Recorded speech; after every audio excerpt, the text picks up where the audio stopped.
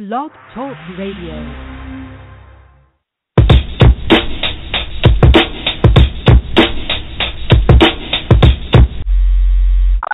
Please take all the necessary precautions to protect your Constitution while listening to this broadcast. 3, 2, 1. Coming to you live via the internet. It's time for Rage Against the Regime. Let's get ready to rumble! Finally, a show for patriots, defending the Constitution and uncovering the truth at every turn, bringing you exclusive interviews and covering the topics the mainstream media doesn't dare to touch. Call in and join the discussion at 929-477-3565. That's 929-477-3565. And now, here are your hosts, Bobby Who's the Man and Becky Williams. Rage Against the Regime. I'm the man, I'm the man, I'm the man. Yes, I am, yes, I am, yes, I am. I'm the man, I'm the man, I'm the man.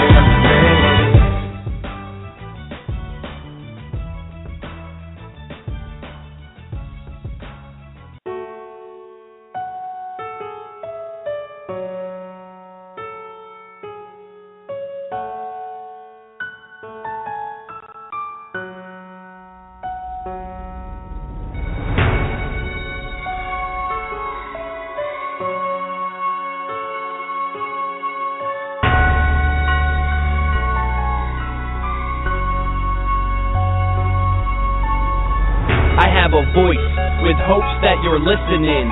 Voice of America, I'm speaking from the citizens. Tired of the lies, all the false narratives. For us to survive, we must stand up as Americans. Need to alter the course that's been written. It's history, not his story. They mix it in with fiction. Behind the scene decisions, you're blind to see the visions. Freedom isn't free, society is prison. Fed up, I won't let up. There's no more room for mess up. The administration's a bit outrageous. I think it's time we step up. How about I check off the definition of evil?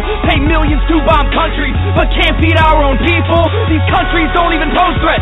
Can Congress or progress? Syria, no GMOs left. Rothschilds want their own checks. Pipelines to control next. How many more lives will drones get? It's 7 countries, 5 years, destabilized. No sweat.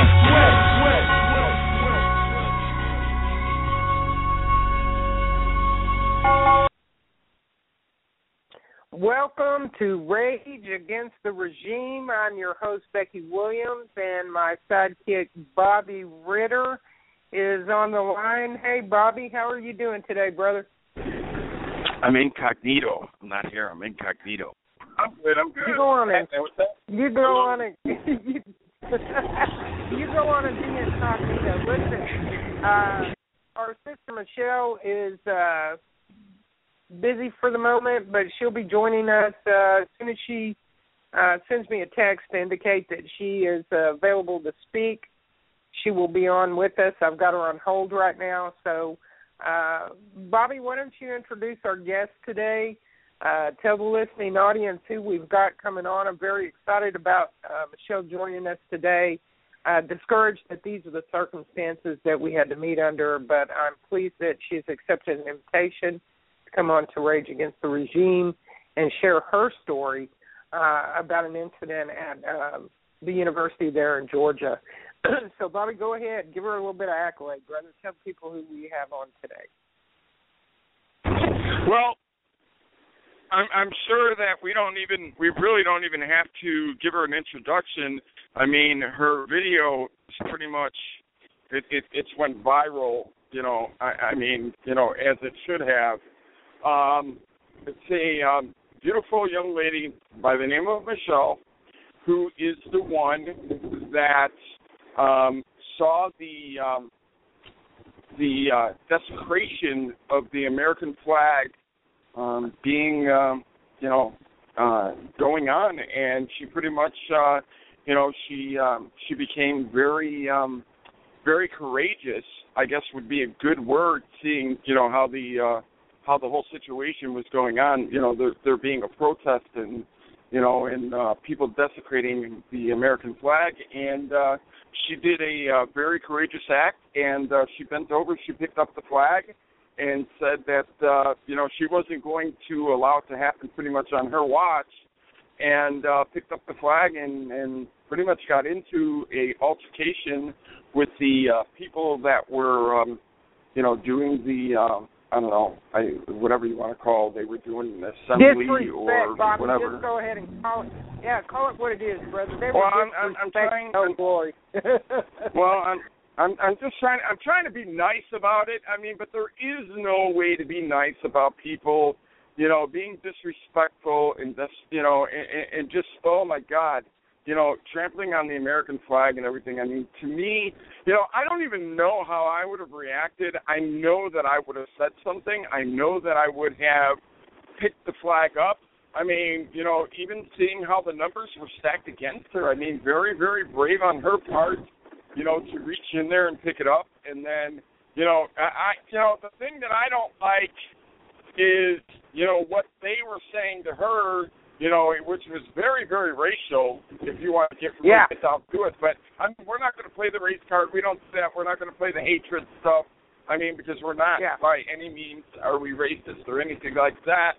But I mean, for the comments that they were, saying, they were pretty much trying to incite a racial riot per se, by saying, oh, if we were in the hood, this and that would happen to you, and whatever, and we would shoot you, whatever, whatever the hell they were saying. Maybe I'm not saying the correct words, but they did, they went on and on. But yes, I mean, very, very courageous act on her part, and there's not really much more we could say. Yes. Bobby, why don't we bring her on? Let her tell us in her own words. She was actually there. Some of the video content is a bit distorted, so you can't hear completely all the audio. And, of course, the video didn't start at the very beginning of the altercation that I saw, so she'll be able to give us detailed information on exactly what unfolded. I will tell you this much. Kudos to her for stepping up and having the courage to do what she did. Listen, more Americans need to be as courageous as she was. Let me bring our guest on. She's ready to come on now. Michelle Manhart, welcome to Rage Against the Regime. How are you doing today, ma'am? I'm great. Thank you so much for having me. Michelle, thanks for joining us. Yes, this is Bobby Ritter. This is Michelle. Michelle, this is my partner on Rage Against the Regime. This is Bobby Ritter. He also is one of the hosts on the show. In fact, Bobby created Rage Against the Regime, brought me in after the fact, and thank you again, Bobby, for giving me this opportunity.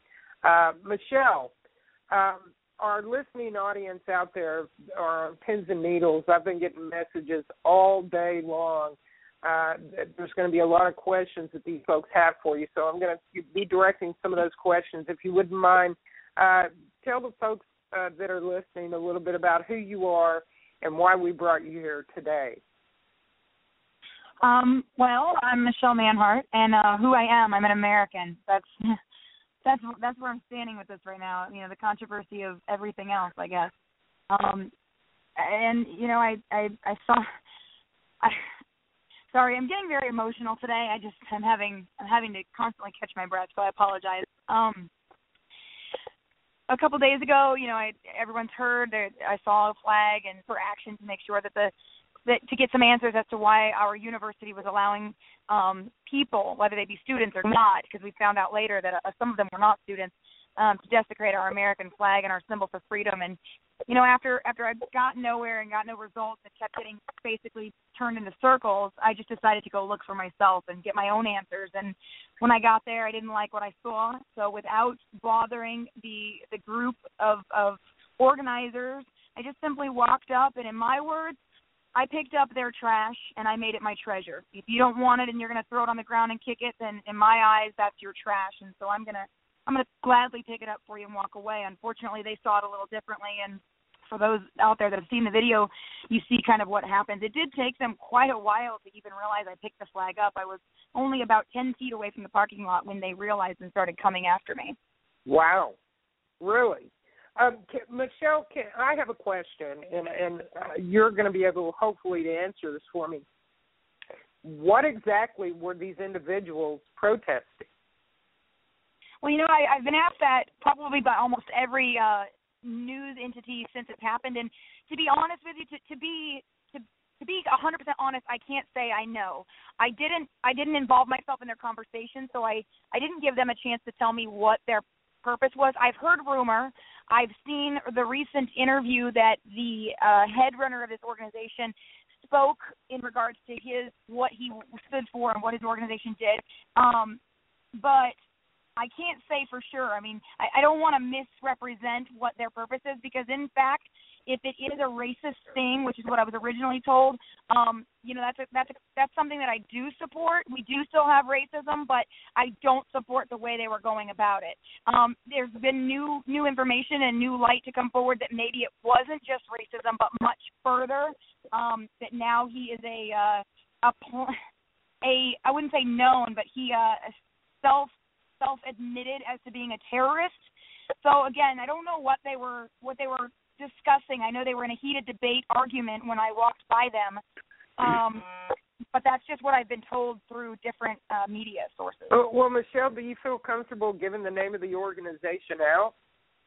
I don't know it. I thought at one point we did know it, which is why I never had released it, because I didn't want to release the wrong name and then somebody get upset. And they still have not officially named, on any official record what the name of their organization is. They've actually said they will not give it out. They will not give it out. Okay. Next question would be, obviously, we don't know what they were protesting. Pardon me. We don't know what the name of the organization is. Do you feel comfortable giving the individual's name out? In the beginning, I wasn't, because, again, it was just rumor, but it is on record now. His name is Eric Shepard. He went on the news media and released his name, and then there's also now, which I'm sure you're going to get to, a wide manhunt searching for him, because there is a search warrant out for him. So, yes, that information has been released. So this gentleman's name is Eric Shepard. Was he, in fact, an alumni there at the university, or just an individual that decided he would take some people he had influence over at the university and create chaos? As far as whether or not he was a student or not, I'm unaware, because I have not asked the question. I've tried to direct towards the other situation and away from him and away from what he stood for. So I do know that the people participating, they only confirmed that 2 of those members in that whole group were students and the rest were not. Oh, wow. We're having serious issues with race relations across this country, and we've been set back probably 150 years when it comes to race relations, with purpose, and by the DOJ and the administration in Washington. This has been by design, and we certainly know that they have pitted and funded protests much like the one that you've described going on at the university, and in particular, they're targeting the South with a lot of this madness. So we're seeing some staged events. My curiosity would be, was this person in fact paid to do what he was doing and organizing it on the campus in Georgia? So that's of great concern to me personally. As you know, I ran for governor in the state of Texas, and on my platform, in my opinion, I believe that in order to erase a racial divide between Americans would be to eliminate the minority button altogether and take away all special interest and entitlement. Therefore, nobody can say, well, you're entitled. Then they say, well, you're privileged. We just eliminate that issue. If all men are created equal, then by God, we should be equal, in my opinion. But I want to say thank you to you, first of all, for your service as an American, and for your service as a military veteran. Thank you very much, ma'am. I'm indebted to you for your courage. Michelle, I'm sure that Bobby has some questions for you. Bobby, are you still there, brother? I am. I'm just muting myself, because of the background noise, and I apologize, Michelle, for the background noise. I'm a truck driver, and I happen to be in my truck, so, it may be a little bit noisy. The thing that I'm trying to picture in my head right now is, I know by watching the video and everything, the way that the reactions were to you and to the people that were videoing and so on and so forth, I don't want to say that it may have been race incited, related, but I think or related. But I think that it may be a rally. By the way that they had the American flag on the ground and everything. Like you were saying, the person that they're looking for right now may have had ties to some kind of organization or something like that. I'm wondering if it was them trying to recruit maybe of some sort, something close to that. That would be one thing that I would think. But I'm wondering, I know a lot of patriots were calling the police department there because they wanted to see action taken against the people that were actually doing the doing the stomping on the flag and so on and so forth. Do you know if any charges were brought against them? At this point, no, because by the way that our laws are set in place, they were not breaking any laws, and the campus, even though the campus told me that they were breaking their rules of being an recognized organization and having the proper permit, they also did nothing about it. However, since last night, since they've found the weapons and ammunition, et cetera, on campus, they have issued a search warrant. So now, after all of this has been brought to light, and after, now we're starting to see that, wow, this is something even more than we had thought originally. I was looking up the flag codes, Michelle, and in particular I looked up Georgia state laws concerning the desecration of flag, and it is in fact criminal per your state, not just per the U.S. codes for the flag. And I looked it up, and it says in Georgia it is a crime to use the American flag or the flag of Georgia for many purposes, and one of them being the desecration of the flag. It is a crime for anyone to mutilate, deface, defile, or abuse contemptuously the flag of the United States, the flag, coat of arms, or emblem of the state of Georgia. So it is, in fact, a criminal. The argument would be it's freedom of speech. And maybe you can shed some light, because the more I look into this, the more I'm getting I'm really confused, because and especially since you with your experience in politics, each state has their right to govern their state as they see fit, and if you don't like the rules of that state, move into another one.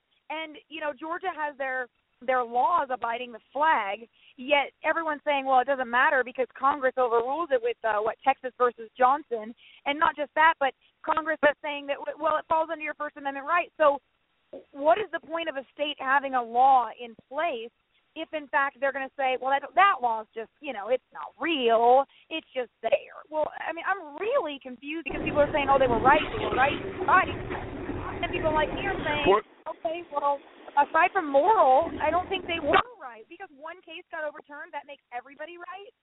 Well, it states, the way that it's verbed in the Georgia state law is that it will be tolerated unless it is contemptuous to another individual. In other words, they have the right to freedom of speech, but when the desecration of the flag becomes an irritant to another citizen, it is then viewed as a crime that's actually being committed. So what they do is they use legalese. They take it to the nth degree with the First Amendment right to express yourself and freedom of speech. But there is a cutoff point when it becomes a situation like what occurred with you, being moved by that emotionally enough to say, hey, that's offensive to me. You're stepping on something that's very sacred to me personally as a citizen of the United States of America, and you pick the flag up, and then we had an issue arise where the police were then brought in. The police failed to do their job. Now, I understand that one of our brothers who does a radio show filed charges and approached the police department to do so, and I believe he's approached the DA. Don't quote me on that, but Bobby knows more about that. That's where I got that information. Pardon me, but at the end of the day, the police officers did not do their job. First of all, those people were trespassing on the property. The university was probably more than aware of that. How long had this been going on before you actually took steps to remove the flag? This is really important because this has been some new information that's come to light. As far as walking on the flag and it being desecrated, that went on for 3 days. The day that I interjected was the third day. However, since all of this has taken place, I had a student approach me who was very verbal about how she disagreed with what I did and that it's causing, lines to be drawn. And I listened to her opinion, but I come to find out that these students have been on campus for 3 weeks.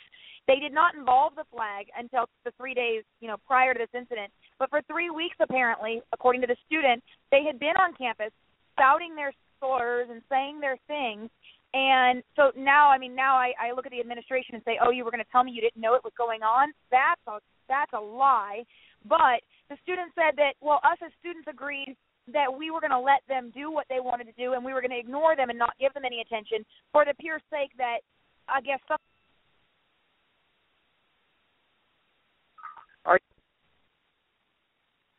I think we lost her.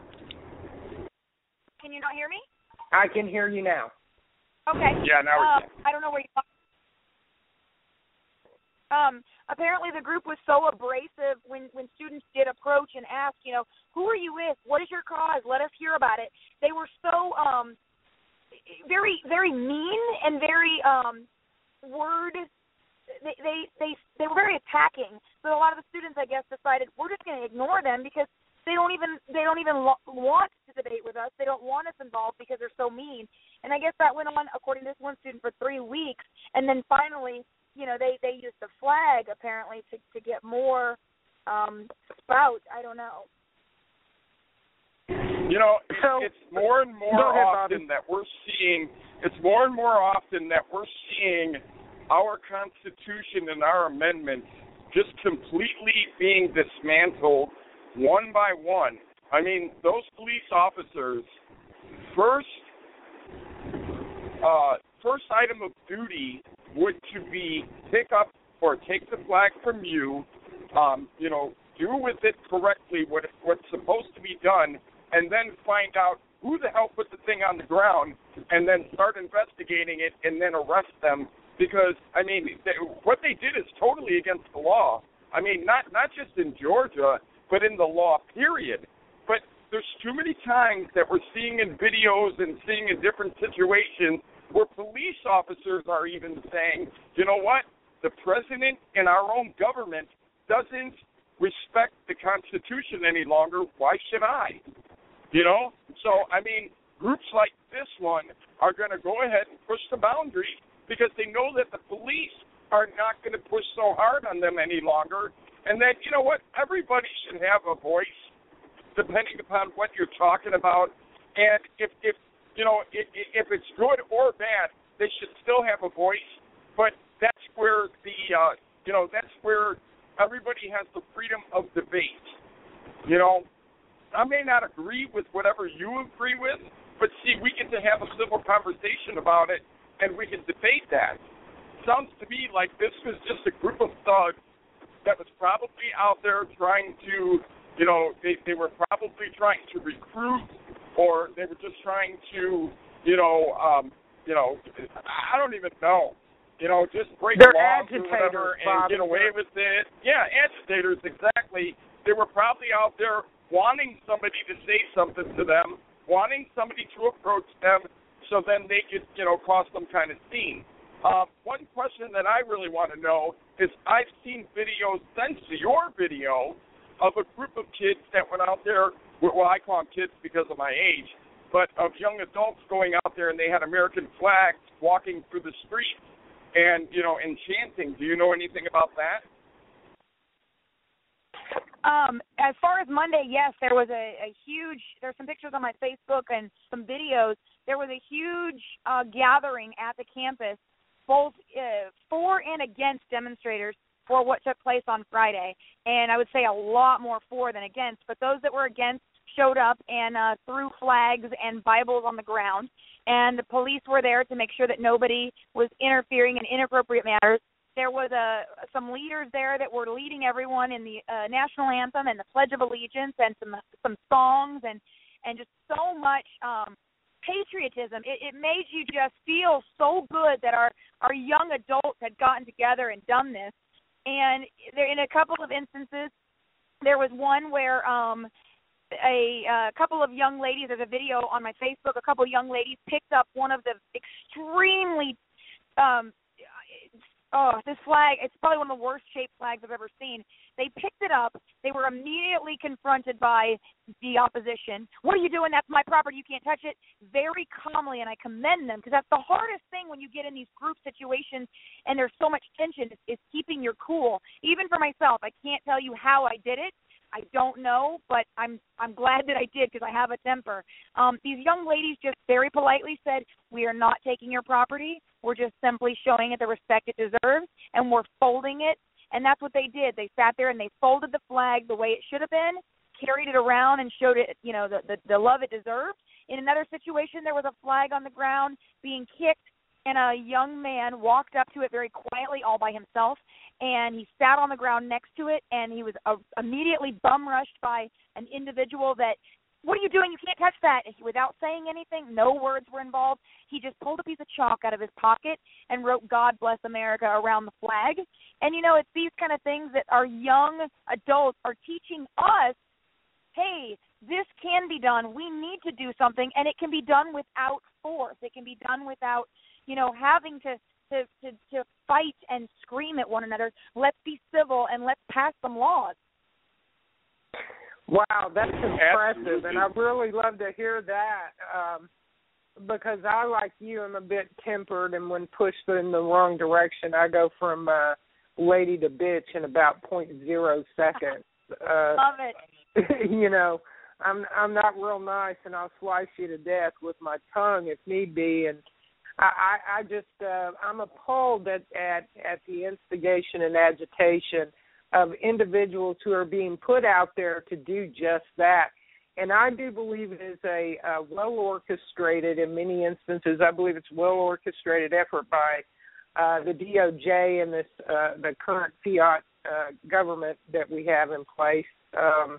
I believe that what they're trying to do, and it's something that I'll just pull somebody out of my hat, I don't know, Islam does frequently, is use your own laws against you. So my point being this is, as an example, we have a First Right Amendment, and everybody keeps screaming, you're destroying the Constitution. They're taking away our rights at every opportunity.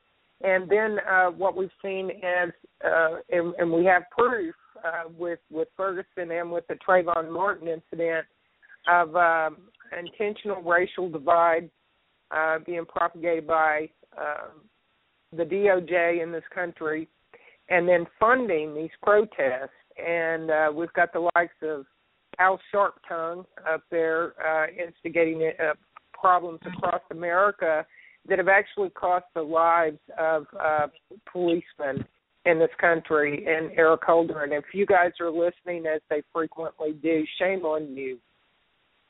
Shame on you for doing what you've done to this country. But I think that if we fight for the right of speech, and then they put us in a compromised situation like what you came upon, and some of the others in protest situations, where we don't want that to happen to our flag. We're saying that we claim our First Amendment rights, and then they start screaming, you're stepping on my First Amendment rights so I can desecrate the flag, basically saying that they're shitting on the U.S. code for the flag, and the states are allowing this to happen. Each state has their own flag codes that dictate the particulars, and if you haven't done any research on that, I would invite you to do so, because it was very enlightening for me today to find out what states actually have laws concerning certain things about the flag, the U.S. flag and their state flag. But I would propose, and this is speculation based on research at this point, I have no clear and concise evidence of it, but I would propose that these people are being put up to this, if you will. What are your thoughts on that? Because I try not to put much emphasis on this group, I don't want it to turn into them because then they win. Right. I mean, I could agree with you, but I haven't done enough research on them because to me they're not even worth they're a waste of my time. I mean, in the beginning I said, whatever their cause is, maybe I'll fight their cause with them because, originally if it was racism, then yeah, we unfortunately we still have that here. But it takes people like that to make because of people like that, we still have racism, and not just against blacks and whites and Asians, and we have it against the lesbians and the gays and the military and the non-military. I mean, we have it. It's everywhere because of our titles, and that's unfortunately is never going to go away. And in regards to the First Amendment right, the First Amendment right is something that really, really, I guess, perturbs me. I love it. I think it's an amazing right. The forefathers built our Constitution, and it was a starting ground for America with the knowledge that America is going to evolve. I mean, look at where we are now, just as opposed to 20 years ago, especially with internet and phones and stuff like that. Knowing that, we've set amendments into place to protect certain things that have changed, can change, and are changing. So the amendments are there because change happens. So when somebody says, well, the freedom of speech covers everything except for screaming fire in a theater because that could potentially cause harm, well, you know what? Then we have to go with the whole politically correct. By stepping on my American flag, that is causing me emotional harm. Not just me, but thousands of Americans across the United States are mentally, emotionally messed up by watching somebody desecrate the flag. Now people are like, well, if we do this, then what about wearing the flag on 4th of July? Or how about draping a flag on a baby in photos? And I said, you know what, this is the problem. This is why we can't get laws passed in regards to this, because people want to say if it's one, then it's all. No, we make amendments and we establish, just like we did, you can't scream fire in a theater. Okay, well then let's go ahead and pass this law, make our American iconic symbol, the American flag, make it to where people cannot desecrate it. That was the difference between being proud of that flag and draping it over your shoulders in the Olympics when we win, even though that's against the rights, so to speak. We're showing pride. We're not throwing it on the ground and stomping it and kicking it and rubbing it through the mud. And there's a huge difference. And everybody keeps saying, well, it's their American right in the First Amendment. And I beg to differ with that. I really do. It's their right to have the flag. It's their right to display the flag, but is it their right to desecrate it? That's where I think people are looking too broad at the First Amendment and how we can or cannot ask Congress to put this into effect, that there has got to be guidelines as to what is right and what is wrong among the American people. It's we are the people. Where is the largest consensus? Let's get our voters and let's ask them, what do you consider desecration? Something's got to be done about this. I agree completely with what you're saying. We've got a couple of people with their hands up, and I think I know who they are. They have some questions for you. If you're good with this, I'm going to go ahead and bring a few of them on to engage in that conversation. Before you go to the calls, because I don't know how much longer we have her, I just actually wanted to ask one question. Where are you at on this now? Have any threats been made towards you or anything like that? All hearsay, the things that I have heard and been told.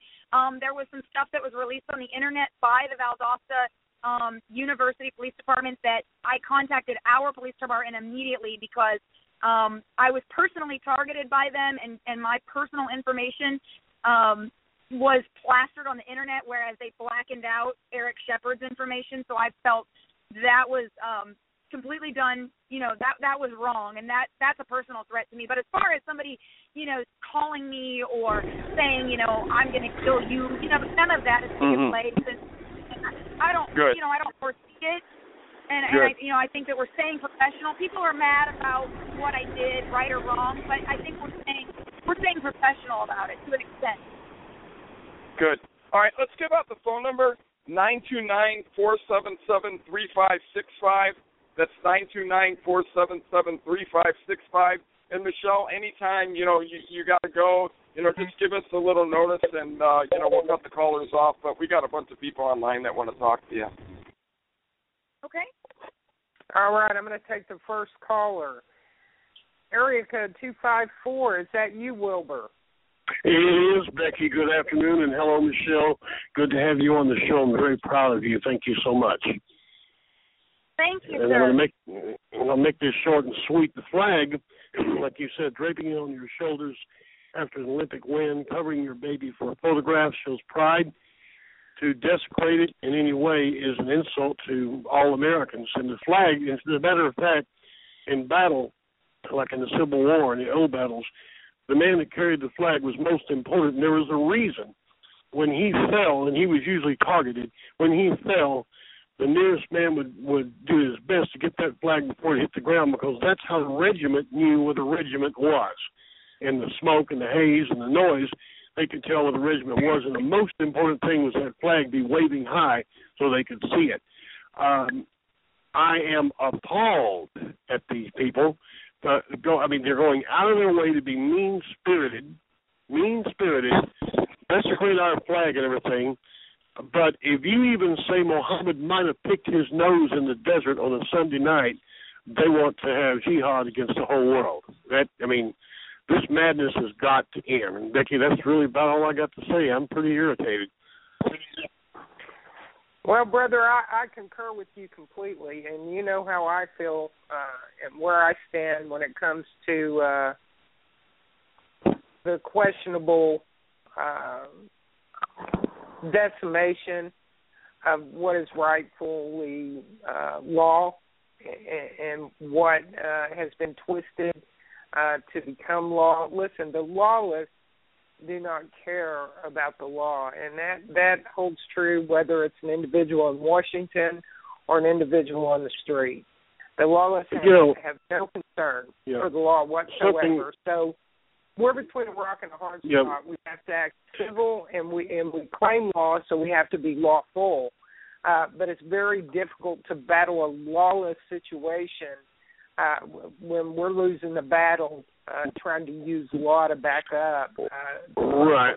Go ahead, brother. I saw something in Camp Pendleton. I was out in Oceanside on the beach one night, and some young Marines hung out with us. My son is a Master Chief, and they wanted to be next to the Master Chief.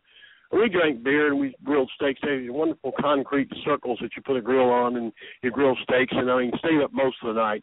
The next day we were breaking camp on the beach, and all these young Marines were running around getting stuff together. And they blew reveille, and the flag was hoisted, and they froze in place and stood in attention until that reveille was finished. The respect, and it on one hand, it's just a flag. No, it's a symbol of America. They're stepping on everything that we represent, everything we hold sacred.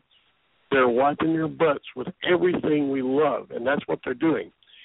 And at the end of this, we Americans have got to pull ourselves together. There has to be a butt whipping down the road. They have to understand that this doesn't work. This doesn't work. They can desecrate our flag, but you know who Ms Manhart is? Yes, I do. Yeah, Michelle, have you ever heard of Ms Manhart? You broke up. Yeah, have you ever heard of Ms Manhart? Hang on. All right, can you hear me now? Yes, I was saying I'm sorry, I have not heard of that name. All right, she is a lady in Colorado. She was an investment broker and got crossways with the government, but she hates Muslims. Hate doesn't describe. She took a big glass beaker, and she took a Quran, and she marked every passage in it that was offensive, barbaric, whatever, with a strip of bacon. And she went through there on video, and she tore each page out, each page that was offensive, put it in the beaker, and burned it. Then she faced the camera, and she said, now, for all you terrorists out there, and people I like to hide from, my address is blah, blah, blah, blah, blah. I live here. You have to turn off the main road. Come see me any time. And then she put the rest of the Quran in the beaker and lit it up. She sure did. Yep, she sure did. She gave them her home address. Yep. And she's just, she sure did. She's had enough. She's had enough. Wow. Yep. She very wonderful lady, and that's what it's going to take. By the way, Ann is still alive. We don't condone that. Rage Against the Regime doesn't condone that, though. By the way. Condone what? What, being alive? Giving out our phone, or giving out our home address after bacon in the Koran. Oh, yeah, I know. I was going to say, I'm not for the bacon in the Koran thing, man. I'm condoning the hell out of that. I thought that's where you were going. Oh, yeah. Okay. She marked it with strips of bacon, and she did an entire seminar on female circumcision. Videos of it being done. Here's my deal. Once a week, whether I want to or not, I cook a pulled pork, and I go down to the mosque on Fridays during prayer hour, and I offer a free sandwich for dinner because I know they're real busy praying to Allah. They don't have time to cook. Anyway, Becky, I'll conclude now and everything. And Michelle, thank you so much, Michelle, for coming on the show. Thanks for calling in, Wilbur. All right, we got anybody else, Becky? Yes, I do. Several. If you'll hold on, I'll get to the next one. All Area right. code 857, you're on live. Rage Against the Regime. Who have we got? 817. You got your hand up? Area code 817. Sounds like they're breaking up. It's me. Hey, how are you doing, sis? I'm good, my longtime childhood sister. How are you? I'm doing wonderful. I've got an amazing woman on the line. Michelle Manhart. This is Natalie's show. We've got background noise. What is that? Is that you, Bobby? No. I must Not have me. been Wilbur. All right, I've shut him down. It was Wilbur. He didn't realize I didn't shut him down. Natalie, say hello to Michelle. Hello, Michelle. Hey, Bobby. How are you guys? Hey, Nat. Hi. How are y'all? Doing good. Michelle. Good. Okay, Any questions for Michelle? I'm gonna rage a little bit, Michelle. I commend you for being a brave American. I commend you for being a brave female American. If all of us recall, about 2 months ago, there was a video that surfaced on social media, and if I'm not mistaken, it was in the UK. A couple of guys on a motorcycle had an American flag. They were flying the flag around. They were Muslim, flying the flag around, speaking whatever it is against the American flag, whatever it is they say, or whatever. 2 Marines were there. There were UK policemen everywhere. These 2 Marines chased these guys down on this motorcycle, and they yanked the flag out of their hands. The cops kept telling them, we're going to put you in jail, and they're like, I don't give a damn. You ain't putting us nowhere. This is our flag. You're not going to desecrate our flag. This is our flag, and we will defend it till our death. So I want to commend you for what you've done, because that was certainly an act of bravery, even though it was in the United States and we are a little more civilized than other places. But did nobody confront those 2 Marines, because we know what the outcome of that would have been. So, yay. I appreciate what you've done. As a female patriot in the United States of America, if I see someone desecrate my flag, I would be in the same position as you are. And I'm not very big, but in the case that someone were desecrating my flag, I would become 11'4", and somebody's asses would get kicked. She did show extreme restraint, Natalie. She exemplary. I'm humbled by it. I saw the video. I saw the video, and like I said, I commend you, because Becky, you know me. I would have become 11'4". I would have tore some shit up. I would have become I would have become 12 foot by 12 foot, and that's about the size of the cell that they put me in. Well, yeah. I just wanted to put my piece in there and let you know, thank you for what you've done. You've shown the American people that yes, we are there. We are the people.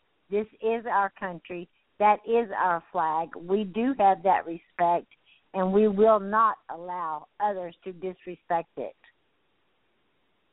Well, thank you. I wish. I'm sorry. Go ahead. I'm sorry, Michelle. Don't you think that it's a really broad statement that individuals who desecrate the flag like that? Don't you think it's a huge statement that they're making about Americans in general and this great nation? Definitely. More importantly, I think that it's a loud outcry from these individuals of what they don't appreciate and what they don't realize they have, because they are able to take the very iconic symbol that gives them the freedom to speak their case, I love or I hate America. That symbol has been around for all time to say, okay, let me phrase. We have the First Amendment right, and people want to go out and say whatever their case is. The flag protects them. The men and women that fight for that flag protect them so that they can have that right. But the way I look at it is if Becky, if I go ahead and give you a $100 bill and I say, hey, go shopping and buy yourself a nice outfit, and then you say, well, thank you very much, and then you rip it up and throw it on the ground, then you go to your local department store and you buy or you pick out an outfit and you walk out the store because I'm giving it to you.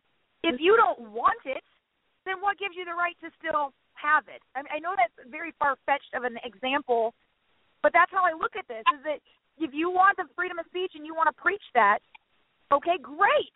But how are you going to throw away and show disrespect to the item that allows you to even have those words come out of your mouth? Well, yeah, Agreed. You're exactly correct, and that's where I was going to direct that. I mean, here these assholes, for lack of a better terminology, are stomping on the flag and spitting in the face of America and Americans and everything the flag stands for. But let's just go with this.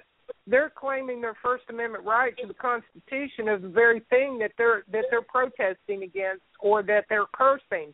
And that's why I took it where I took it a while ago, previously, when I stated they're using our own laws against us. They're using our own constitutional rights against us.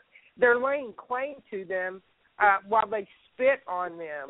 So it's a huge statement that they're making, and largely across the board what we've got going on in our universities, and those students are easy targets because of this, is a thing called Common Core, and it's a communistic, socialistic curriculum that is being pushed into the heads of our children from elementary up now into the colleges, and it's being taught by communists who were brought over here during the paperclip operation during World War II, and that's when the infiltration of the true communism started being established in the universities and in the USA, and it's a sad day, but the demoralization, the desensitizing, the stripping away of moral fortitude, of patriotic pride, of respect is at an alarming rate in our universities. Who was it? Was it Karl Marx who said, if you give me your children for 4 years, give me the minds of your children for 4 years, they'll be communists forever? Is that what the statement was? Am I misquoting that? Yep, exactly. Exactly. You understand what I'm saying? And Michelle, that's my thought on it. Is there anything you want to add to that, or what are your thoughts? I had a thought and it escaped me, and I'll bring it back when I remember, because it was something I did want to.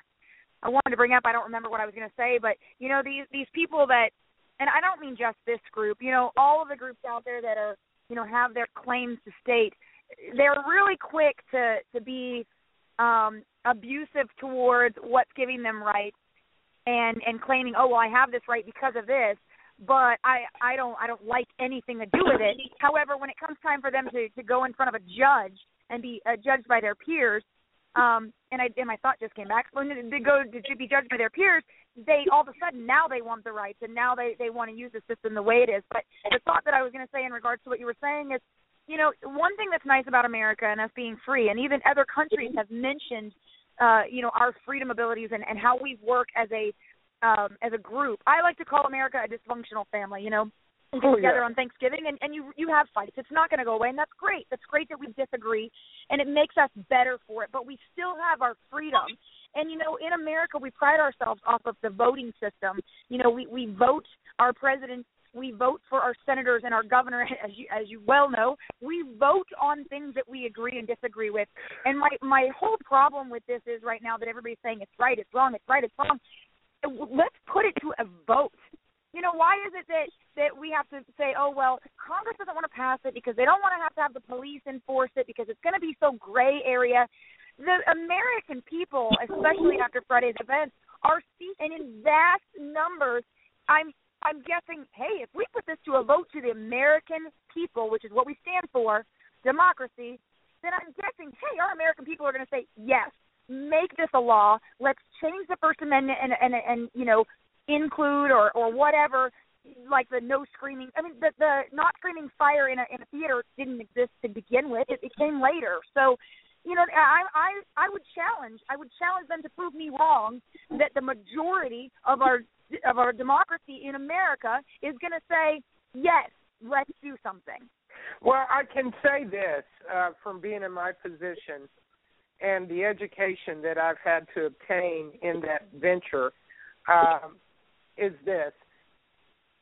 Most people don't realize that you have state constitution, and I say most people more are awake now because we made a collective effort when I was running for governor to form constitutional think tanks to educate the public in all 50 states. And I gained a huge amount of support from people who couldn't even vote in the state of Texas for me, but they were willing to step up and to promote my campaign or help me do whatever I needed to have done. And this is why, and this is why, because we educated them. We were continuously teaching them to stand on their own in their states, to quit claiming a federal constitution that has not been theirs to claim since 1860.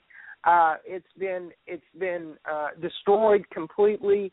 It's been torn apart. The government has written in and taken out what pleases them. It serves no purpose to the people any longer, and that's why they scoff at us. However, your state constitution, your state Bill of Rights, that is what we need to focus on. You see, God said this thing in the Bible that resonates with me daily.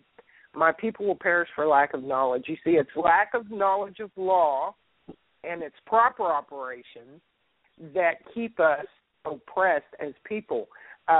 Your Bill of Rights states this in your state, and this is across the board in all 50 states. Your Congress, your legislature in your own state is supposed to publicly, 45 days before any bill amendment, proposed bill or amendment changes are made, that it is written for public viewing and voted on. In other words, you go to your representative in your area, you vote on whether yay or nay you're good with or not good with, whatever laws are being passed in your state that you're comfortable with and feel like you don't mind being compliant with, okay? Most people don't know that. Now, I'm 53 years old, and I know for a fact that not once in my lifetime have I seen a publication in this state specifically to be written into, to be publicly published in a newspaper. Now, they're going to argue with you that we don't use newspapers, they're obsolete, blah, blah, blah, blah, blah, computer this and that. Well, they hide shit. They hide it. They change the bill numbers.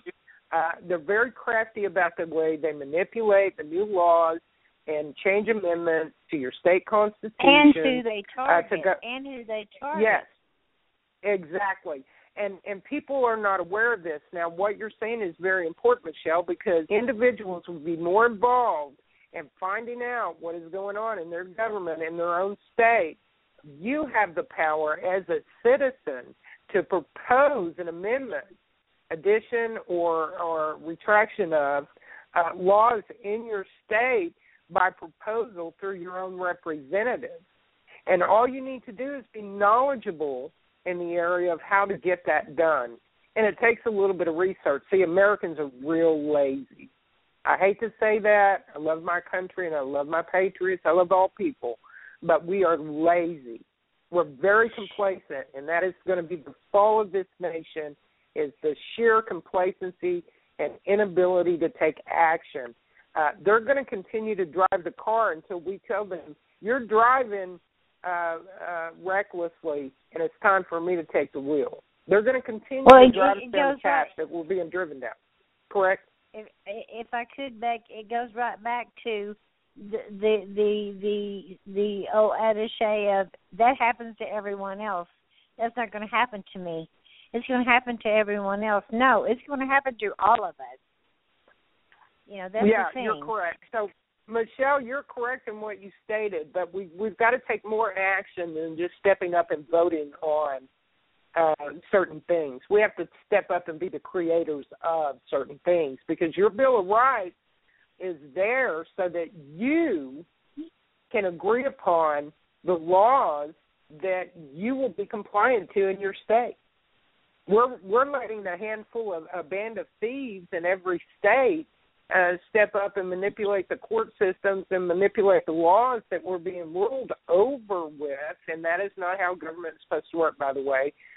They're supposed to be subservient, to adhere to the people's cry, to represent the people, not rule over the people and be above the law themselves. And we've let this go on for far too long. To me personally, this is how I view what happened to you. I saw you handcuffed on the ground, and I saw lawless individuals who had no place there. They were actually trespassing on property that belongs to the state, because that is a state university, and they were being allowed to do so with agitation, inciting, which is against the law, by the way. You cannot go out and incite a riot that would bring monetary or bodily harm to another individual, which is what they did. And so to me, that's where the atrocity is after the fact. It's injury after insult. How do you feel about that, Michelle? Have we lost you, Michelle? Can you hear me? I hear you now. I don't know why. I haven't moved, but I lost the last at least 30 to 40 seconds of what you said. Well, it's because you're on Rage Against the Regime. Yeah, they love us. One of our frequent the government loves us. Yeah, it's a courthouse out of Washington. Say hi to him, by the way. Wave at him. I'm missing some digits. Yeah, I'm missing digits over here, but I'm waving at him. Go ahead. Yeah. So, Michelle, you understand what I'm saying then. It has to be more than just the vote. We have to step up and start being more proactive and finding out what you have to do in your state of Georgia to change the laws and regulations concerning certain things, i.e. the desecration of the flag in your state, and seeing to it that the courts and the police officers are educated and understand that, no, it in fact is against the law in the state of Georgia. I looked it up myself. So the fact that they do not know that, or they're claiming ignorance to it, you need to hold them accountable for that. Well, because, of course, they revert right back to Congress, right back to what has been overturned, and they automatically assume, well, it's been overturned once, it'll be overturned again. So I am going to mute you for just a moment, and I will let you know back. It'll be just a moment, though. Go ahead. All right. We've got someone else that has their hand up. Natalie, if you'll hold on just a moment, hold that thought. Hey, Becca, I'm going to close out. Listen, the only thing I want to finish is with this. You give someone an inch. It used to be you give someone an inch, they take a mile. Now you give someone an inch, they try to take our country. That ain't happening. Amen. Amen, sister. I could not have said that better myself. I love you, and thank you for calling in. Make sure that you share the archive after the show for those in your groups that didn't get to come on today. Absolutely, Good to hear from Bobby. you, Nat. Good to hear from you, dear. Too, Bobby, and I'll be listening. I'll be listening in. Love you guys. All right. All right. Take care, sis. Hey, Bobby, I've got to give kudos to Denise. You know, your wife is the one who brought this video to my attention. And I don't know if she's listening today or not. But Denise, if you're out there, thank you for being proactive. Thank you for bringing this to my attention. So that Bobby and I can get Michelle on the show. Okay. Well, I really want to say thank you to Denise. You know what she said to me the other day? Ritter, you rock. What? I said to her the other day, I go, you're not going to believe who Becky's been in contact with and who Becky's trying to get on the show. And she's like, who? And I told her. I said, Michelle. And she goes, I did that. It was me. I did that. Well, I want to give her kudos because, in fact, it was. She brought it to my attention, and Denise, you rock. Thank you, sister. Good job. Yep. Absolutely. We've got 870 Colin, Bobby. I know Michelle is detained for a moment. He's actually taking care of a family issue. Her daughter is getting her wisdom teeth taken care of. So we've got her. Poor baby. Yeah, we've got her in between that. That's probably why she put us on hold. 870, your line is open. Is this Libby? No, it's Keith. Hey, Keith. How you doing, brother? Well, I'm doing fine. I just where do you want to start on this mess? Well, hold on until we get the show back on, and we'll go there. Okay, Miriam. I'm so sorry. My oldest, which is the one you guys saw, he's the one that videotaped. He was having a wisdom teeth issue today, so I had to go. You're good, Michelle. I've got Keith on the line. Bobby, is your line still open? There's a lot of background noise. Is that you? Bobby? There you go. Keith, no, I'm muted. I'm muted. Oh, okay. All right. I'm sorry, brother. Whoever that was, it's gone now. Keith, introduce yourself to Michelle. Well, I'm just another person here at Patriot that has stepped in and been on the program many times and shared a lot of knowledge I have and helped out in many ways. I guess that's the way to say it. I am a person with a major disability and worked with the disability community in the computer for well over 30 years. So I don't know what else I can say. I mean, whatever Becky wants to say, I'm not paid her, so she'll do her own deal. Well, Keith, I have a question for you. You had your hand up, so obviously you had something to interject, brother. So I'm going to let you have the floor for a moment. Okay. Well, what I wanted to do is two things actually, and I first before I do anything is thank you for your time and serving the country, Michelle. The second thing though is that one of the things I wanted to bring up, and it's something that most people do not know, is not drawing away from the flag, but still is very important, is the history of our national anthem. Because the national anthem was at Fort Henry, the key of it was that the flag was still staying in the morning. We had defeated the British. And there were some 90 people of our men and women who died, and as they died, they fell around the flag and that flagpole so it would still stand. And people have no ideas, and when people start desecrating, doing all this thing, I like to have them find the family members of these families that their loved ones fell on that flagpole and tell them and show them and see what kind of a reaction they would get. Okay? The other thing I was going to say, and I don't know if Michelle knows it, but each one of those times, every one of those folds of that flag have something meaning. And unfortunately, I don't have it in front of me here. But if someone did a little research, you'd understand how important. It's just not a flag, but each one of those folds of why we fold the flag the way we do is so critical for this country. Well, actually, yeah, there's a couple of them that have been approved, and there's actually an Air Force version that is in the process right now of being approved and I just found this out. We did a flag folding ceremony for the Vietnam veterans last weekend, and I found out that the Air Force submitted theirs, and for approval only. And the reason it's being submitted is because there is no mention of God in it. But yes, there are approved. There's more than one actually approved definition of the folds of the flag. Right. And I had heard that too. I had not. I don't have a copy of the second one that you're talking about, but I only knew the one. But yeah, I've heard that there was one coming out of the White House. Yeah. The other thing I was going to pick up on just a little bit, and everyone sits there and screams and complaining about the First Amendment, and I was going to touch on something most people probably here in this group don't even remember. But there was a group of people at a college that was fighting for First Amendment rights, and both sides lost that battle, and that was at Kent State.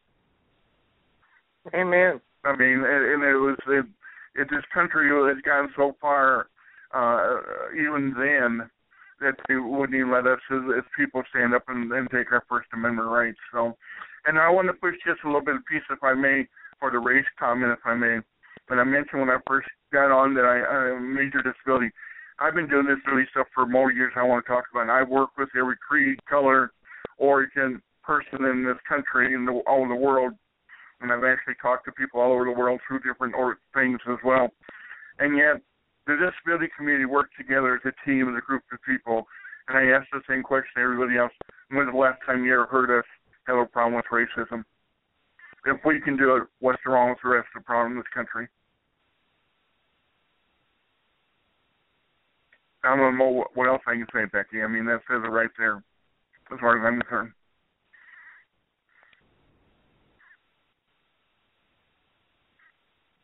You there?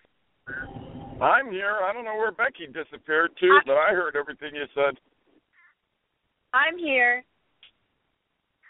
I think, same thing happened to her that happened to me. I'm here. I'm back. Oh, okay. Stepped out for a potty break. Yeah, I had to step out and get my nails done, apparently. Yeah. Can I make one other comment real quick, Becky? Or Bobby, either one? Can I make one other comment to you real quick? And Becky touched on it about us being more proactive and more aggressive in our state. But we need to take it also not just to the state. We need to take it down to a local level. And we have a law that most people are not aware of, and it's called Home Rule. It's called Dillon's Law. And basically what it is people in the state, or not in the state, but in the city, can put together resolutions and force the city council to comply to the needs and the wants of the residents or the people that live in that town if they just sit down and do it. And one of the things I think we all need to sit down is start with our sheriffs, make them accountable, because they're the ones that have final say what happens in that county. And a prime example is this right now. If the sheriffs would stand up for the rights as be a constitutional sheriff, they can stand up and say, I'm sorry, we don't want you here in this county. We don't want Islam here. We don't want nothing. And they have final say. They are the authority of that county. And I think somewhere along the line, we, the people, we need to stand up and take control, and not just start in with our county and start building it from there. All right, fair enough. Well, we appreciate you coming on and giving us that information, Keith. Thank you so much. I don't want to hold Michelle too much longer. She's got some other obligations that she has to meet this evening, and I promised her that we'd let her go where she wouldn't have to rush to get it done. So thank you for calling in. Service. Yeah, thank you again, Michelle, for your service and your time. Thank you so much. I really appreciate it. All right. Bobby, do you have any more questions for Michelle, brother? No, I just actually wanted to thank her for joining us. You really went above and beyond. You probably went a lot further than most men that I know. They don't have, we'll just say, the balls, to do what you did. And, I really, really want to thank you for what you've done, also for serving our country. and just being as courageous as you've been, and and I can appreciate the fight that you're fighting, okay, because you probably already know this, but you have a big fight on your hands. Okay, I mean, this is going to be something that you're probably going to be, living for probably 6 months. You're going to be getting calls on it, and people are going to be wanting to do interviews, and then you're going to have people that are going to be knocking what you've done or what you're saying or whatever. But you know what? All of it is just a learning curve, is all it is. But just keep doing what you're doing, and I think that you're doing great. And I'm just very proud of what you did, and I hope that it actually teaches more people that are the up and coming youth that our flag means a lot more than just something that's sitting on a pole and something that we stand and say the Pledge of Allegiance before sporting events and and all that. Because a lot of people don't understand what the flag stands for, and they just know that it's something that we honor, but they don't know how much it really means to this country. So, but the most important thing, I just want to, like I said, thank you for for everything that you've done, and be careful, because I'm sure that you're going to encounter something that's going to probably be bad somewhere down the road. Just take it with a grain of salt, and don't let it hit you sideways. That's all. Bob, I have a couple questions, Michelle, before we let you go, if you don't mind, ma'am. Of course. All right. One of the things that I have curiosity of is what were the charges exactly that they detained you on? Theft, obstruction of justice, trespassing, and goodness, I always forget this one. Resisting arrest. How do I forget that one? Wow, resisting arrest. That's insane. So, go ahead, Bob. Becky, one thing I wanted to bring up to her, we have a group of patriots that are in Georgia, and I've been in close contact with them about this and about other issues, and they were stating to me that, well, I'm not quite sure what part of Georgia you're in, and I'm not really quite sure exactly what part that they're in, but to my understanding, it's not very, Georgia's not, not like very hard to get to, most places you can get to, I guess, centrally, but the Patriots were telling me that if you needed people to go with you to court, and if you needed more people in your community to be able to talk to, to help you out with this whole situation, I can give you information, to some of these guys, and I know that they would be more than happy to go with you if you felt, like you needed somebody to go with you to court, or if you needed some kind of legal advice or anything. I don't think you do, because you sound like you're very well versed when it comes to the Constitution and so on and so forth. But, it's just food for thought. Okay, thank you. I wanted to bring something else up. I tried to get a hold of Judge Reed to have him on this call today, and he was unable due to previous engagements, apparently. He hasn't gotten back to me, but I will still put you in touch with him at a later date. So let me get this straight. They got you on 4 misdemeanor charges. They got you for trespassing, but they failed to issue trespassing grievance against the individuals that were desecrating the flag. Is that correct? That's correct. There was no charges, or not only were there no charges, but they were left to continue to stay on campus and to continue what they were doing while I was transported and then potentially booked, which all charges got dropped prior to that taking place. Okay, so the charges initially weren't stated, but then they were dropped, obviously. Yes. And is this because the university decided they would not press charges against you, or was that something that was decided by the district attorney?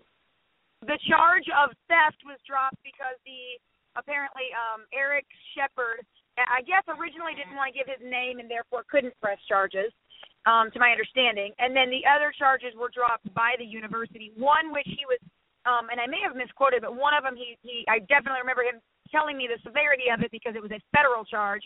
And they ended up dropping them all, and they replaced it with a lifetime ban to not only the university and its properties, but to include all sporting events that are associated with VSU and graduation. Oh, wow. And they're going to be able Are you actually a student, or... Oh, I'm sorry. I thought you were done, Becky. Are you a student, or... I'm sorry? No, I graduated from the University of Northern Iowa,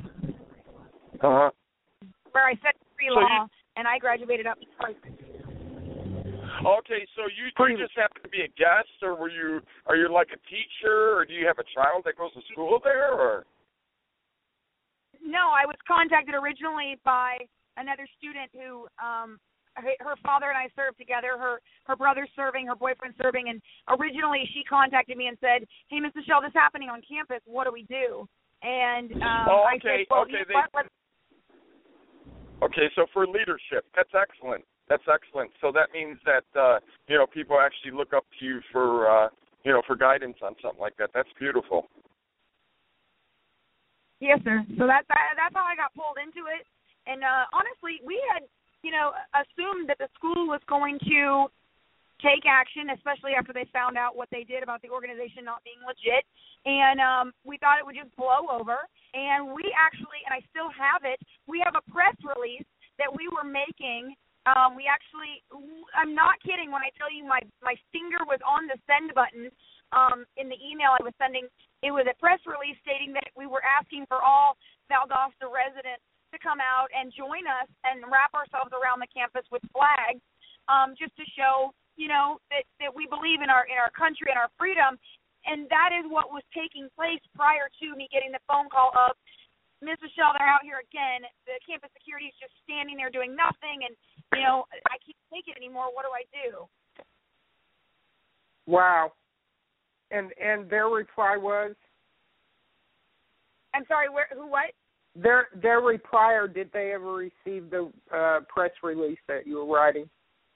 No, because as we were sending it, the organization I belong to, the Combat Vets Motorcycle Association, as we were sending that to the press agencies is when I got the phone call. I was literally in front of my computer in my email already attached, and we got that phone call. So it interrupted me, and then I had called the university, that's what following that, I ended up going over to the university to look for myself, because as I've mentioned before, I'm not a hearsayer. I hear things all the time. We all do, whether it's, "Oh my gosh, did you hear about Betty? Oh my goodness, did you see that?" You know what I mean? And I'm one of those people who, some people, my husband especially, says that I'm very blunt and people don't know how to take me. I just say I'm Californian. I'm not anything different. If I have a question, I'm going to go to the source and ask it. I'm going to check out the facts for myself. If you're going to give me a gossip, I love gossip like the next person, but I'm not going to be afraid to be like, "Betty, so I heard that you're doing this. Is this true?" And in the case of the flag, I figured, what, I'm tired of getting blown off. I'm going to go check it out for myself. Wow. Well, you're on the right show for that. That's for sure. Becky's the same way. So is my wife. My wife's the same way. You know what? My wife's the type of person, you may not like the answer that she's going to give you, but she's going to give you the honest answer. She doesn't pull any punches. She doesn't sugarcoat anything. She tells you exactly like it is. Yep. And you know what? Becky's the same way. They're both two of the same kind. So. Yes, they do. Boy, I tell you what, Michelle, I get a lot of hate mail for it, but I call it truth stinging. You might call it bitch slapping. I just put it out there. It is what it is. Truth is, she doesn't get the emails. I get them. Well, that's okay, Bobby. As long as you're doing that, could you give me a cup of coffee, brother? I'm just kidding. Yeah, right. Yeah, no, right. If you're going to fade the heat, go ahead and wait on me. Damn. But honestly, I appreciate that, Bobby, by the way. Thank you for fading the heat. So the charges were dropped.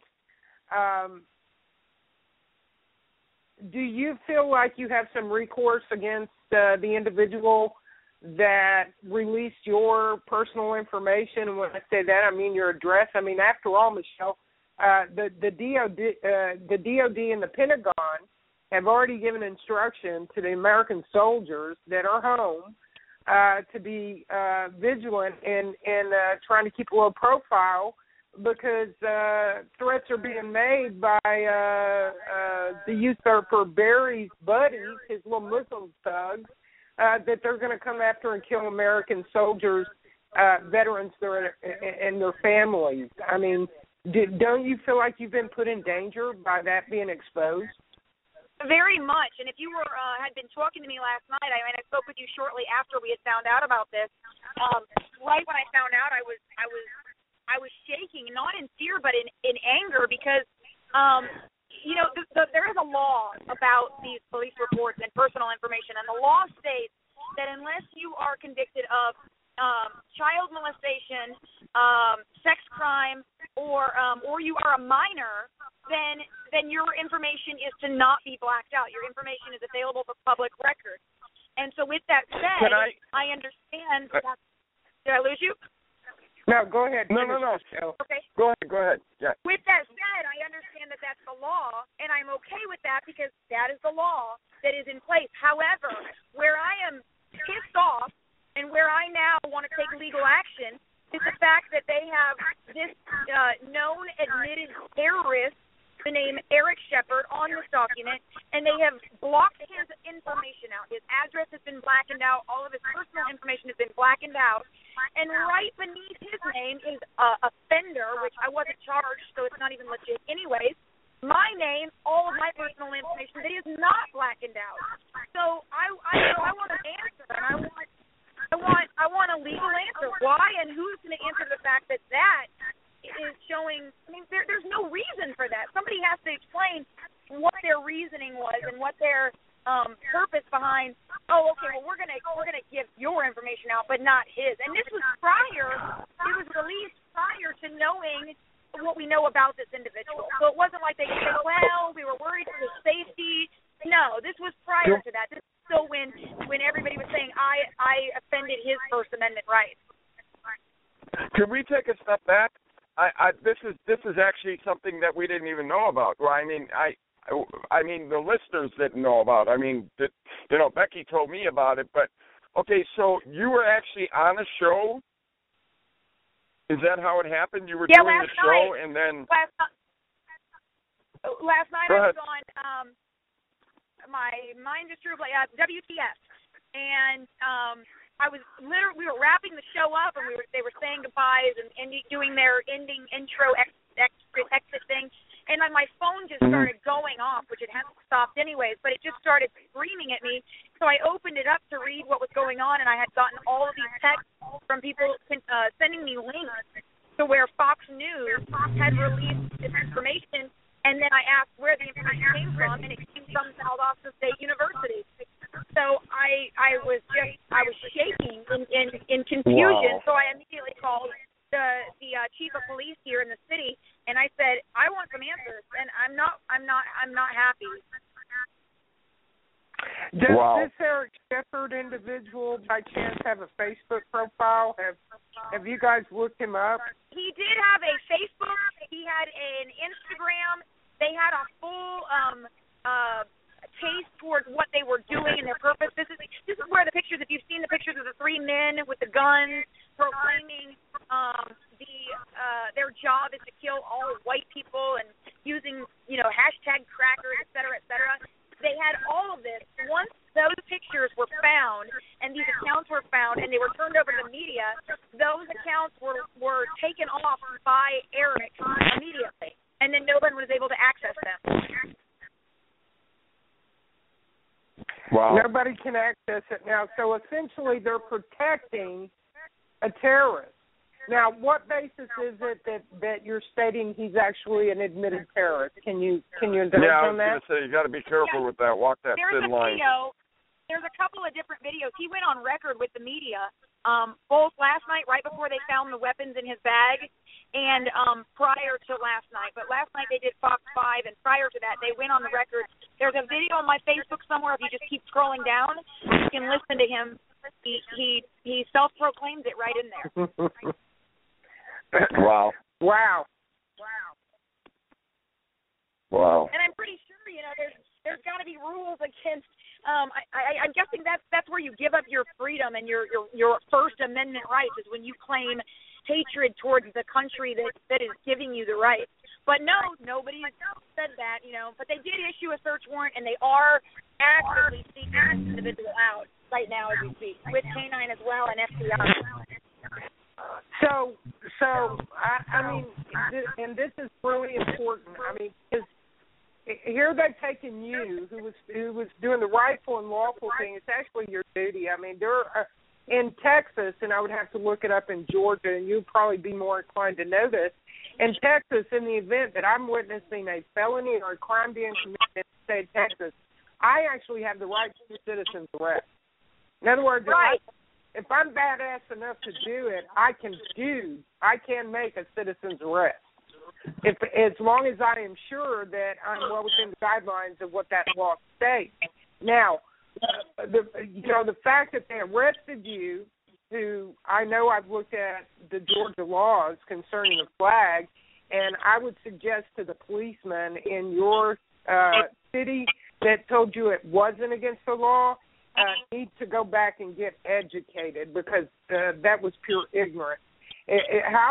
How is it that they don a uniform and then they come out and try to hold you accountable in a situation where they clearly don't even know what the hell the law is, because if they did, the situation would have never been what it was. Those individuals that, you know what I'm saying? I mean, that pisses me off. I believe you, and I'm on your page, but I've had several conversations with the chief of police who he supports what I did because, he also is retired Air Force. He supports and understands what I did, but he said as far as upholding the law, which he has to do regardless of his own personal agenda, he has to uphold the law, and he said under the First Amendment right, regardless of the Georgia law, under their First Amendment right, there was no wrong done, and those are his words. Oh, wow. Well, he's an idiot because that sounds like he needs retraining. That's an oxymoron. I mean, because law is law, and if it's not a law, then they need to explain to you why it's actually not a law. You can't say one supersedes the other. It was put in place because it is, in fact, law. You're a pre-law student. You know full well what I'm talking about. So what he's saying is he's trying to be the judge and the juror over a lawful matter. He's already claiming that, let's just say, your constitutional right to a trial and jury. It'd be the same thing. Is being waived by him as a law official. His position is to enforce law, not to dictate what laws are being enforced. Does that make any sense? So what the hell is he really trying to say if he doesn't even know what his own flag codes are? He can't stand up and go, well, they have the right to free speech. That's bullshit.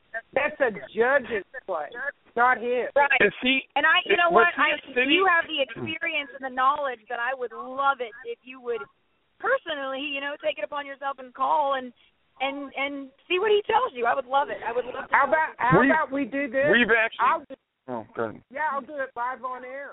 I'll do it on air so everybody can hear how stupid he is. We've actually had people calling in and calling that police department. People in Georgia that are patriots that are following this. We would like it to make it a nationwide thing. I know I would. But I want to know, what kind of police department is this? Is this a metropolitan police department, or is it a sheriff's department? Or because I don't think that this is a sheriff's department,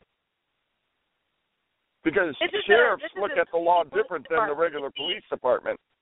I'm sorry? This is the Valdosta City Police Department. Okay, so it's not a sheriff.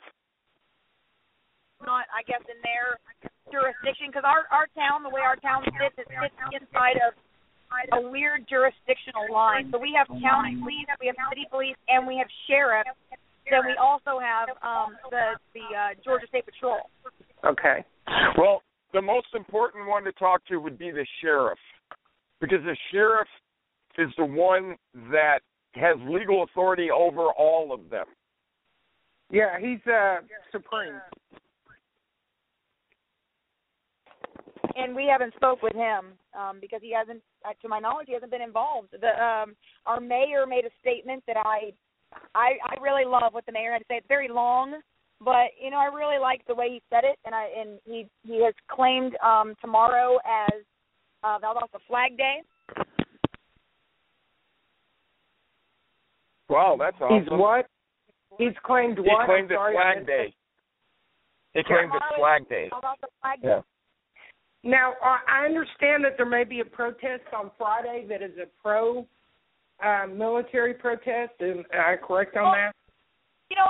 Everybody keeps calling it a protest. I would just like to say it's a gathering of the mind. It's just there are several groups now to my understanding, that are getting together. There is a permit that's been submitted and approved.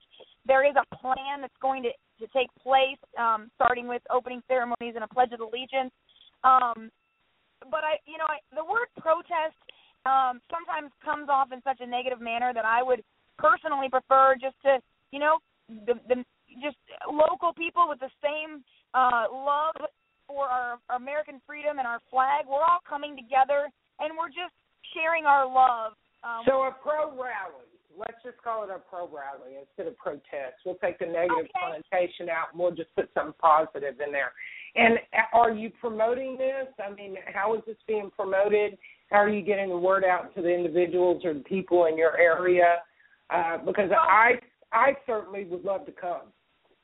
Originally, we, the CVMA, were going to head run this, but because it is national now, there is a group, there's an individual, he himself went and got the permits, and he got the permission to use the parking lots, and he's getting transportation for people to get over to the college that can't, make the walk with the flag. So there is somebody head running it, but there's also a lot of other groups that are organizing on the same day with the same mindset.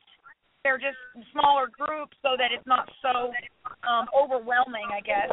But my understanding, originally just a few people, then it was a few hundred. And as of late, I've been told thousands, but, I don't know. I'm won't know until Friday. Well, you know what? If you can, share the information, please, on either Rage Against the Regime podcast page or the regular Rage Against the Regime page, because we have Georgia 3%ers and Georgia militia that would probably love to be part of that. Well, we are meeting up. By we, I just mean, anybody who wants to come out. We have a father who lost his child in the war. He is coming out and donating 10,000 flags. So anyone who doesn't have one or can't get their hands on them, he's going to be handing those out for free. And wow. There are people from all over the United States. I've had phone calls from other states asking, hey, the hotels are booked. Where can I stay? And I said, in my backyard. You got a tent? Bring it with you. There's people coming from awesome. all over the place. So we are supposed to convene at 12:30 to 1 o'clock at what we call here in Valdosta the 5 Points Shopping Center. It's a huge parking lot where our mall used to reside way back before I lived here.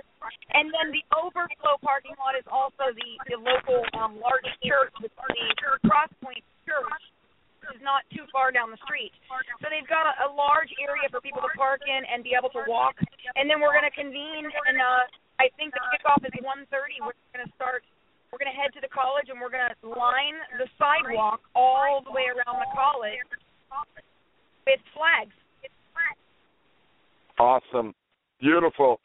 Any Georgia militia or 3%ers that are listening right now, I would love for you gentlemen to get out there, and ladies, to get out there and support this and try to help her out as much as possible. And, this seems like the perfect opportunity to get those flags raised and get the word out. I mean, this sounds beautiful for that whole situation.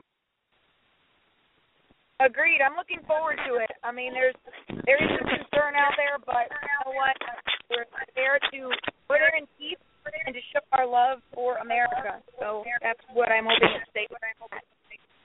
Well, that's why I'm saying, if there's any Georgia 3% or militia that are listening, if you share that on the Rage Against the Regime podcast page or the regular Rage Against the Regime news page, I guarantee I'll get it in the hands of the Georgia militia and the Georgia 3%ers, and they're very active.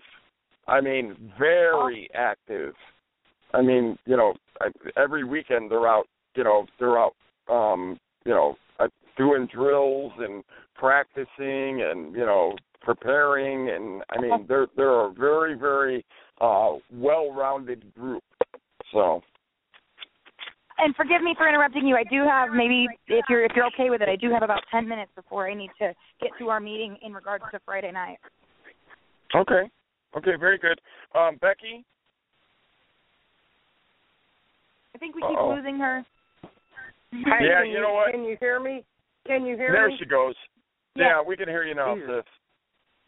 I'm NSA loves her. I've actually been talking to both of y'all, and you can hear what I said. I said, God, they hate me already. It's what the hell. But, yeah, no, I don't know why you couldn't hear me. I apologize, though. Right. No, I'm going to let Michelle give out one more time the information, if you would, on the location and the time. And then I'm going to ask our listeners to circulate that information. Even if you're not in the Georgia area, you want to go out, you want to support the pro rally that they're going to have on Friday, please show up and encourage your friends to do so. Let's make a statement here that is a positive counter to such a negative statement that was being presented at one of our universities.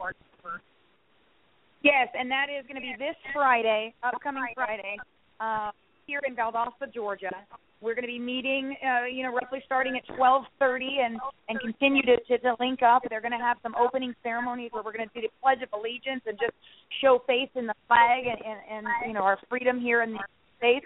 And then we're going to head over to and that location is going to be what is known as 5 Points. So if you come to town and you want to participate, I need an address. No, ask anyone in town where 5 Points is. They can give you directions because that's what it's known as. It's a gargantuous parking lot that's used for a lot of different things we do around the year for, children and cancer, et cetera. And then there's also a church parking lot that we'll be using as well. Because I think originally it was supposed to be only the parking lot, and it's gotten bigger, so that's been expanded. And there will be, if you don't have a flag and you can't have one because it's not available, there is somebody out there that's providing. He lost his son in this current war, and he is giving out 10,000 flags that are free. He's just supporting this and wants more word to get out there, and he wants people to respect the loss of his son's life. So this is what he is giving to this. We are going to, like I said, meet up 12:30, 1 o'clock, and I believe around 1:30 we're going to start heading over to the campus. We are not going on campus. Number one, I'm not allowed to. And the campus is supporting this event. I met with them and the chief of police yesterday. They are in support of this as long as we abide all laws. We cannot shut the streets down because they're considered highways, so having a parade on those streets is illegal. We'll be walking appropriately down the sidewalk, not breaking any rules or laws.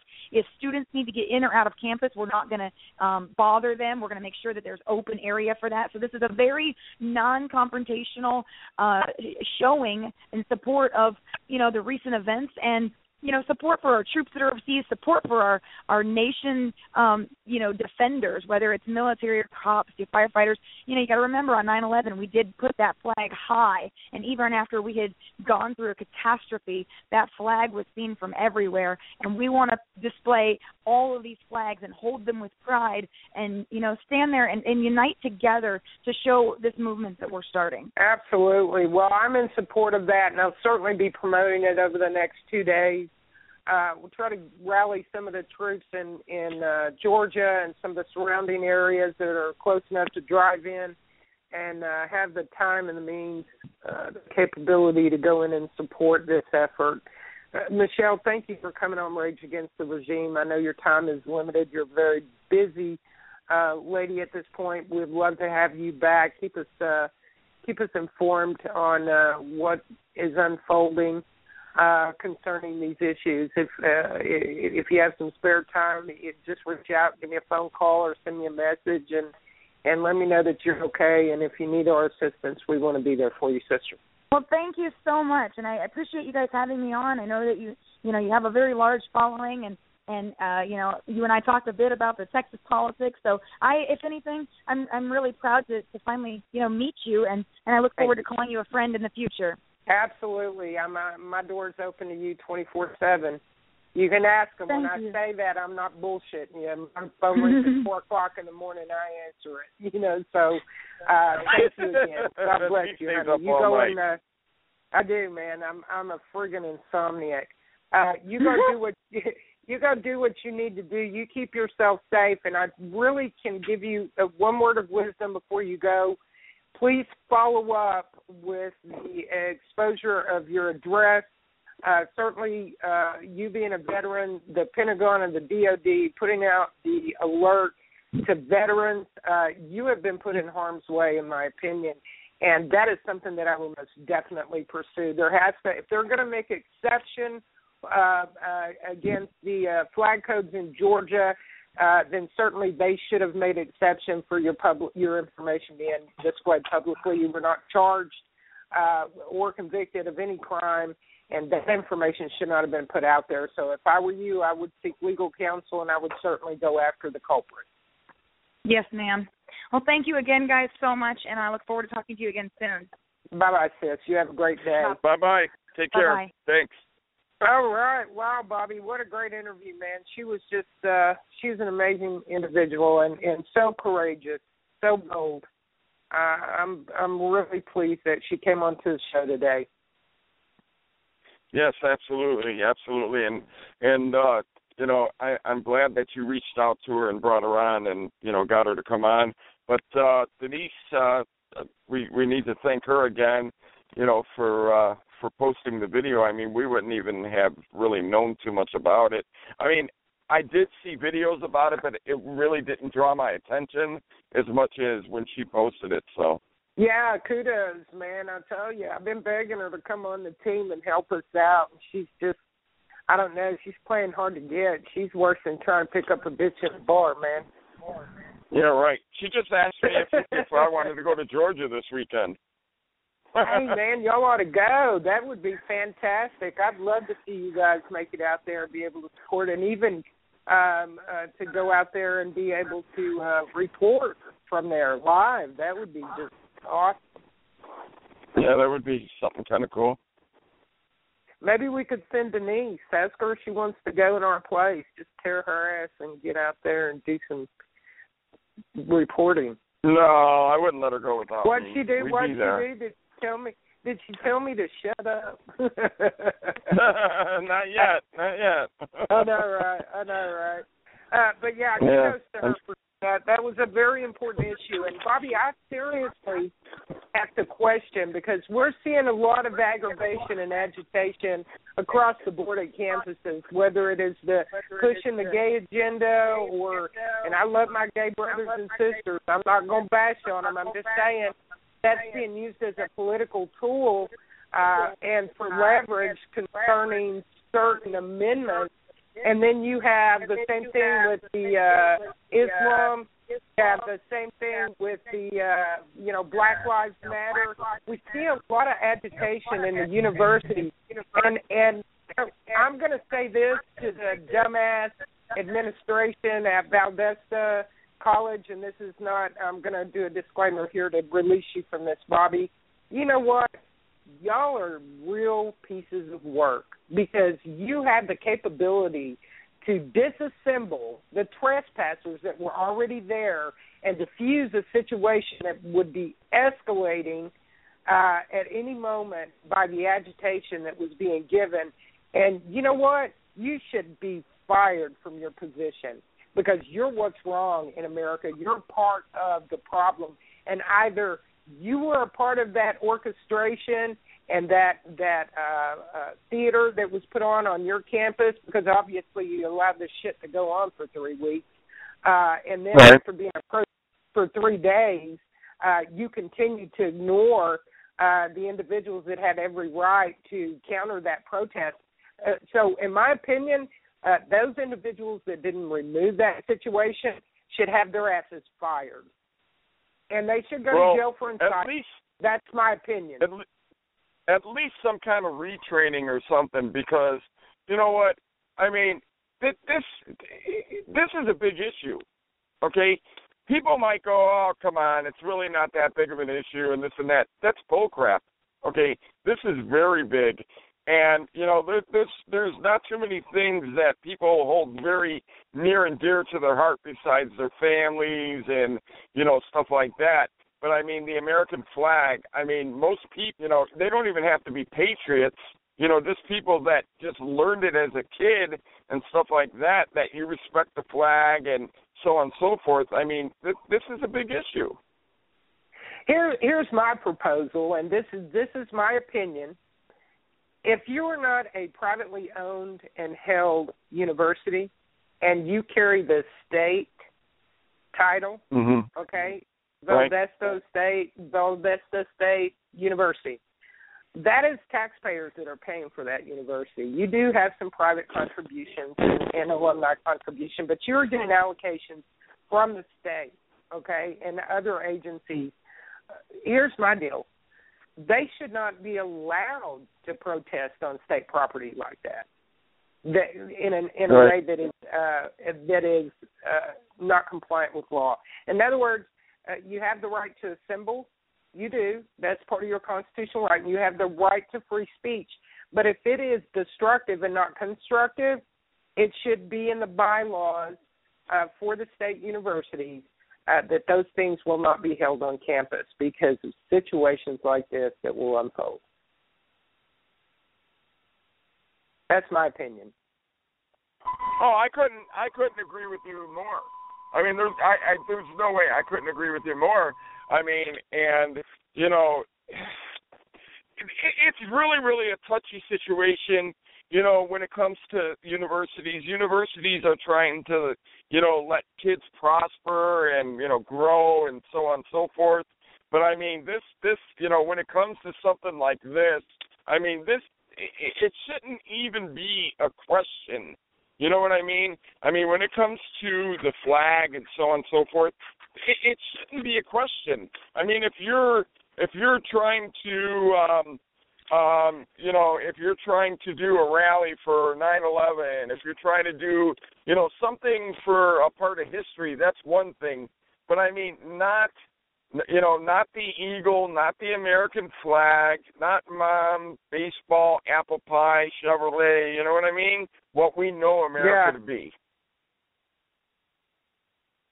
I absolutely agree 100%. And like I said, as long as it's a positive thing that we're striving for, I mean, look at the whole situation. Here it is. You got this known terrorist, okay, trying to incite racial division. This individual is black. Black slurs are being thrown in the background about if you were in the hood, bullshit, this and that, blah, blah, blah, blah, blah. And then you have the First Amendment issue. I just see a pattern across America.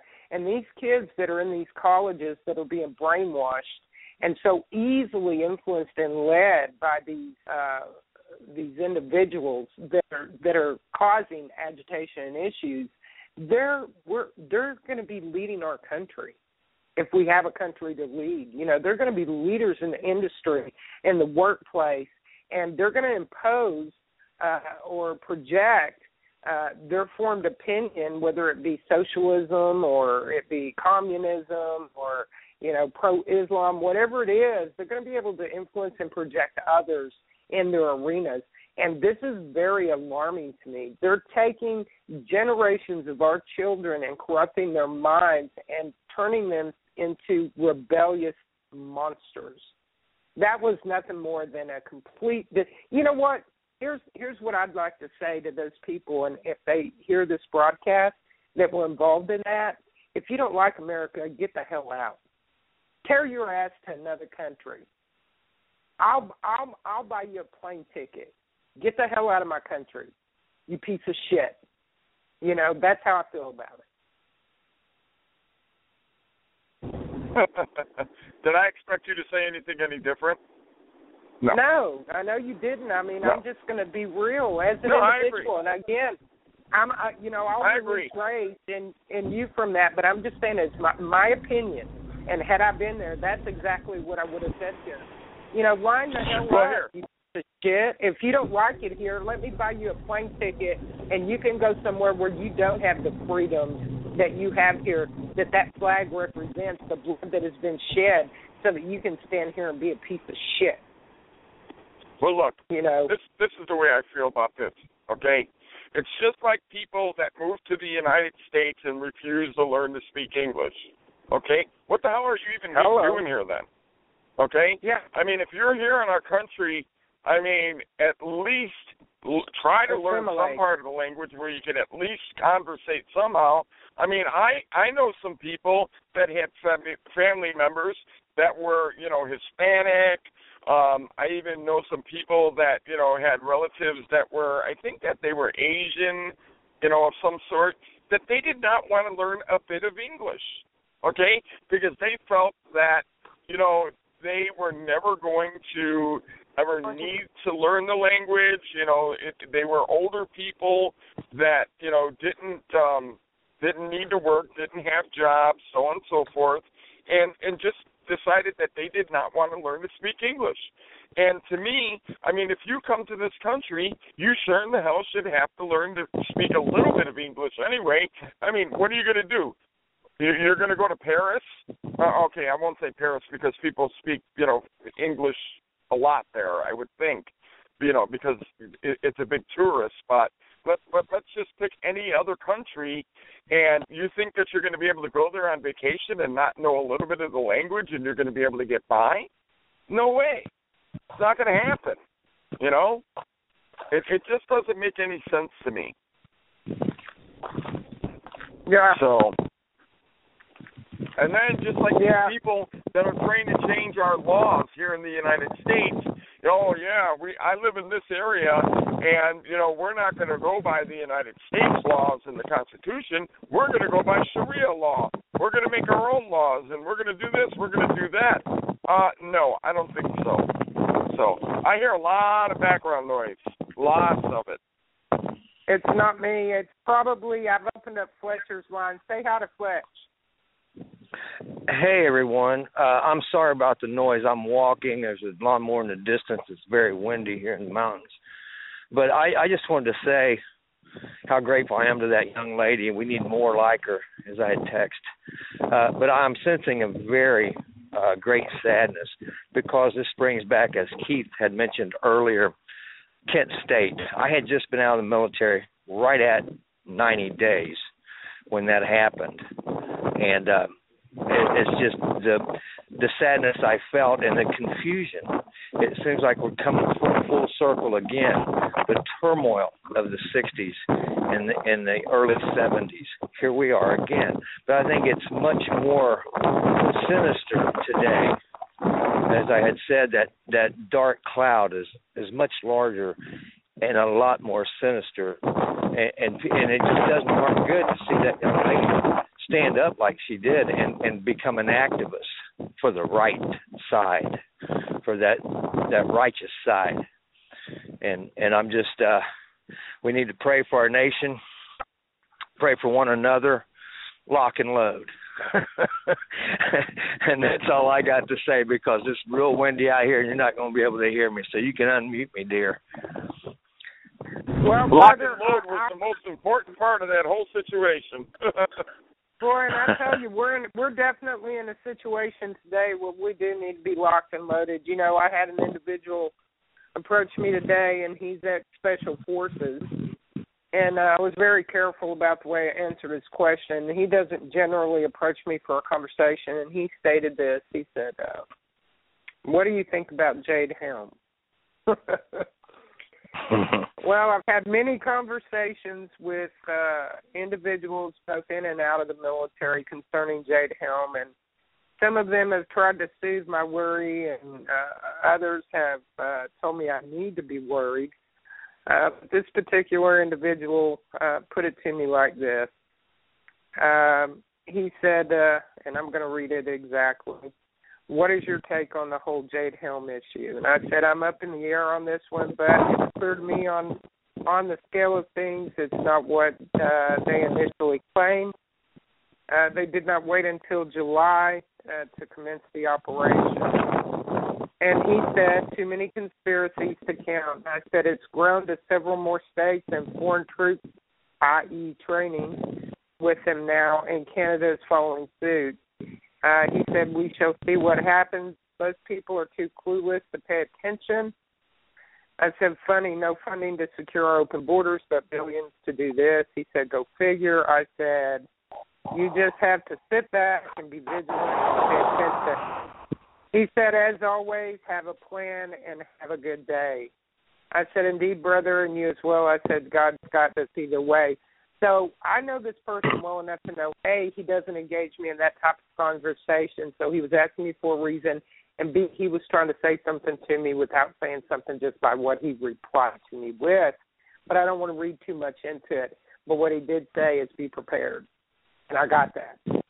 So you're talking to an individual, or I was talking to an individual that is ex-Special Forces. So what do you think? You know, I mean, I want to be careful how I answered the question.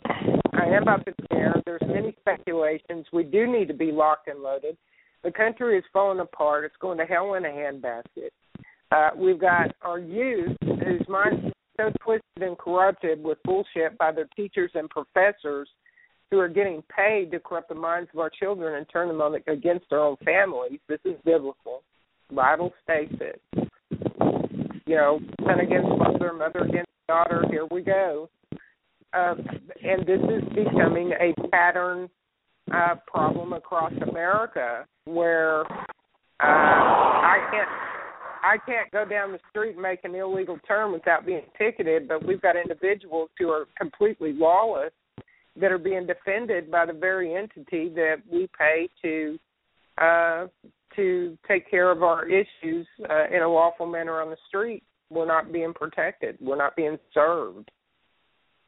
So what do we do? Yeah, I did a little rant. I did a little rant a couple of days ago, maybe it was yesterday, that, you know, I was tired of hearing Christians, well, we just got to put it in God's hands. It's, you know, let God's will be done. It just chaps my buttocks. I mean, so bad. I mean, you know, did the founding fathers, did them boys in 1776, well, we just got to put that in God's hands. Did the boys of World War I, World War II go do? We just got to put that in God's hand because that's a spiritual warfare. Let God take it. No, they went and they died, hundreds of thousands of them, you know. And then I got some liberal just chewed my ass out and called me a foolish man, you know. And that's what I'm sick and tired of hearing Christians.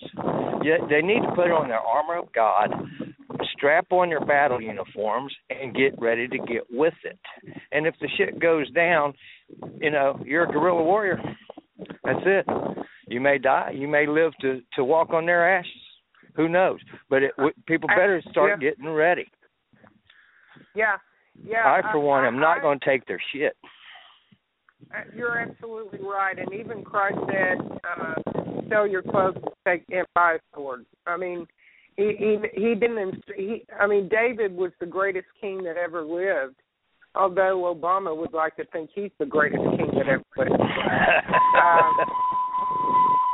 You know, but Christ certainly didn't tell us to lay down and to be slaughtered. So with the current situation with the Jade Helm being what it is, it's grown tremendously. It's far more than 1,200. It's more like hundreds of thousands at this point. We've got foreign troops involved. We've got maple something or other going on in Canada. I hear tell that the Mexican military is also going to be participating. So my feelings are this. I was doing a little more studying on what's going on, watching videos concerning the Jade Helm. situation, and I truly think we've already been taken over. Now the last phase is to take over the American people themselves. Our country's already been given away. Our government. Well, our history of war, we are a warring nation. You know, a lot of people, we're a peaceful nation. We're a warring nation. We have been. 223 wars since 1776 or something like that. You know, there's a lot of money in it. A lot of money in it. Yeah, go ahead. It's a nasty business, dirty business. But you know, I think that we had some serious warriors abroad for many, a couple centuries now, many battles. But I think when it comes to our yard, it's going to be like the VC. They never gave up. They never but gave you know up. What? Most of the wars that are going on right now are all religious wars anyway. Well, so it's like, follow what's the money. Difference? Yep. But, yeah, well, besides the money, I mean, besides us funding both sides of every war there is, but I mean, most of the wars that are going on, most of these little countries have been fighting each other for 500-600 years, and it's all over, a religion. Well, this is, you got religion, the Christian, Religion has been used as a guise. The fact of the matter is, it's been the changing of the hands of government or ruling, along with resources, changing the divide, if you will, or the border. That's what they do. Go ahead. Right. I'm sorry. Divide and conquer. Yeah. It's just going to be a bloody war. I mean, it's going to be a long, protracted war. And I think that these troops that they're displacing out there, the American troops, I don't know what percentage of it's going to be U.S. troops, to be honest with you. I said this way back on one of your shows. Yeah. Well, did you see the latest news that came out yesterday, Becky, about the Russian troops that are going to be here, that they're coming here to train? I mean, what in the hell is going on? I mean, are we almost at war with them, or are they coming here to train? Which one is it? Version. I'm going to state this again, in my opinion, based on research. Right. And the fact well, look that what we've been saying all along. We think that Putin and Obama are best friends. Oh, what are you kidding? They're making out with each other every chance they get. Pretty much. In my honest opinion, this is the final stages. The caliphate has been established here, fatwa, whatever you want to call it. It's already done. We are the largest standing army in the world, so it's going to take a collective effort amongst many nations dictated by the UN and world government to come in and to suppress the people, because we're going to fight for our country, we're going to fight for our Constitution, we're going to fight for our rights, we're going to take back what they've been taken away from us, and we're going to hold them accountable. So what are they going to do? They now know that they've been so transparent and so confident that we cannot conquer them in this battle, that now they're actually in front of us staging our own executions, and we're sitting back and allowing them to continue to stage our execution until the very minute that they're at the door, and we're going to go, what the hell? Well, there is no what the hell. We're allowing my mother to continue. My mother was telling us a story when we went to dinner the other night. She was telling Denise and I and pretty much everybody at the table that her friend Terry that works downtown works at, I think it's the Merchandise Mart, or I don't know, it's one of the big buildings downtown, and that there's signs up inside the building that say by the year 2020 that everything is going to be ran by the Muslims. There's signs saying this in the building. Saying what? Saying what? Saying that by 2020 that everything is going to be ran by the Muslims. The Muslims are going to be running everything. Islam is going to be in charge. Well, that's what the signs say inside the buildings. They've already taken over government. They've already taken over the small to medium businesses, the infrastructure in America, and they're working on the large industries. They've already gained their own political party. Hell, one of theirs is sitting as the most powerful position, not only in America as Commander-in-Chief of America, the most powerful in the world. That's the most powerful position. That is the ultimate position to hold. And he also holds that same seat in the UN Council as the head of security. So they've already taken over. It's already done. They're already here.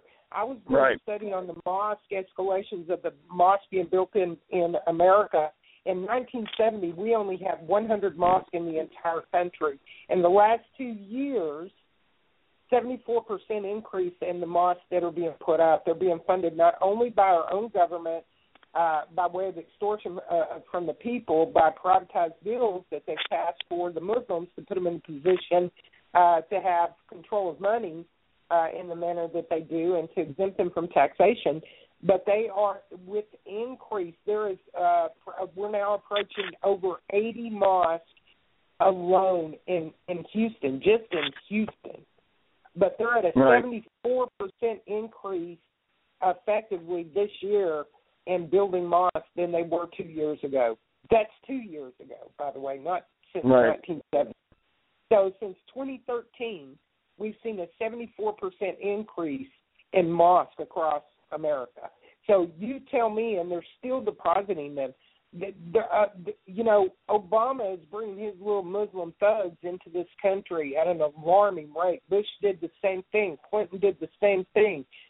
Bush's father did the same thing. This has been going on since 1973.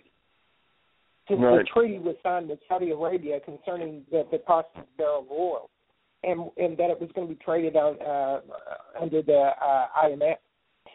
So, I mean, it's already established. They're praying in our cathedrals. They're not just opening prayer in our own federal, in Washington and Congress.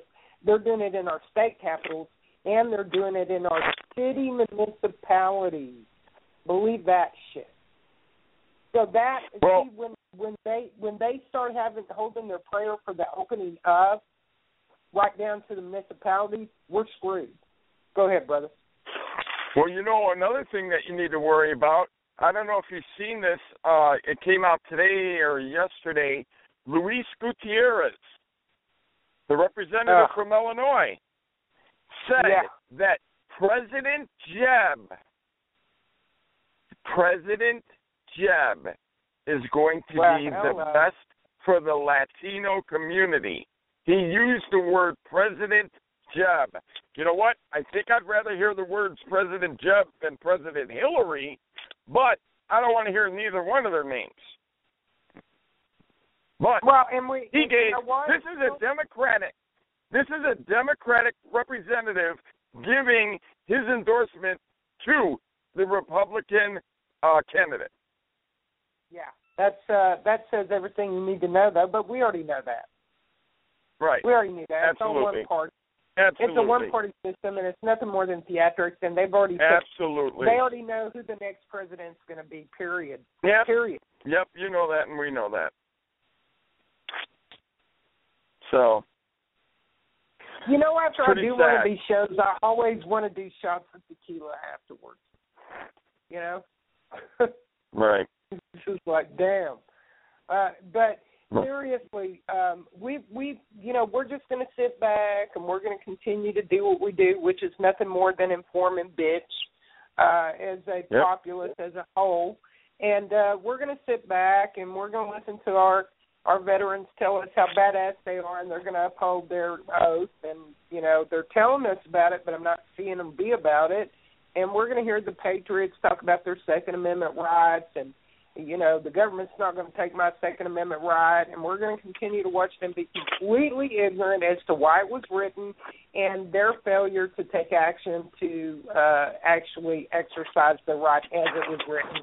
And we're going to sit right here, and we're going to have the foot soldiers of Islam unleash the wrath of hell on your children and on your family members and on you, and then we're going to sit right here and watch the foreign troops that are being brought into this country right now under the guises of a special training program that initially started out in 7 states with 1,200 individuals from our special operations in the military, which has now turned into hundreds of fucking thousands, pardon my language. But here's the insanity in this whole damn thing. They told us 1,200 start July the 15th. It was going to be in 7 states. And we have seen literally hundreds of thousands of military pieces of equipment being dispersed across America, and you're still believing it's 1,200 people. I mean, how friggin' ignorant is America? Okay? Well, when you started seeing the transportation. Go ahead, brother. Listen what this goof today. They're talking about the whole Jade Helm thing. They went to a town where, the Jade Helm thing is going to be done at, and they were actually talking about the missiles in Texas, right? That's how it started off. And, they're talking about the missiles in Texas. Hey, where are these pointed at and this and that.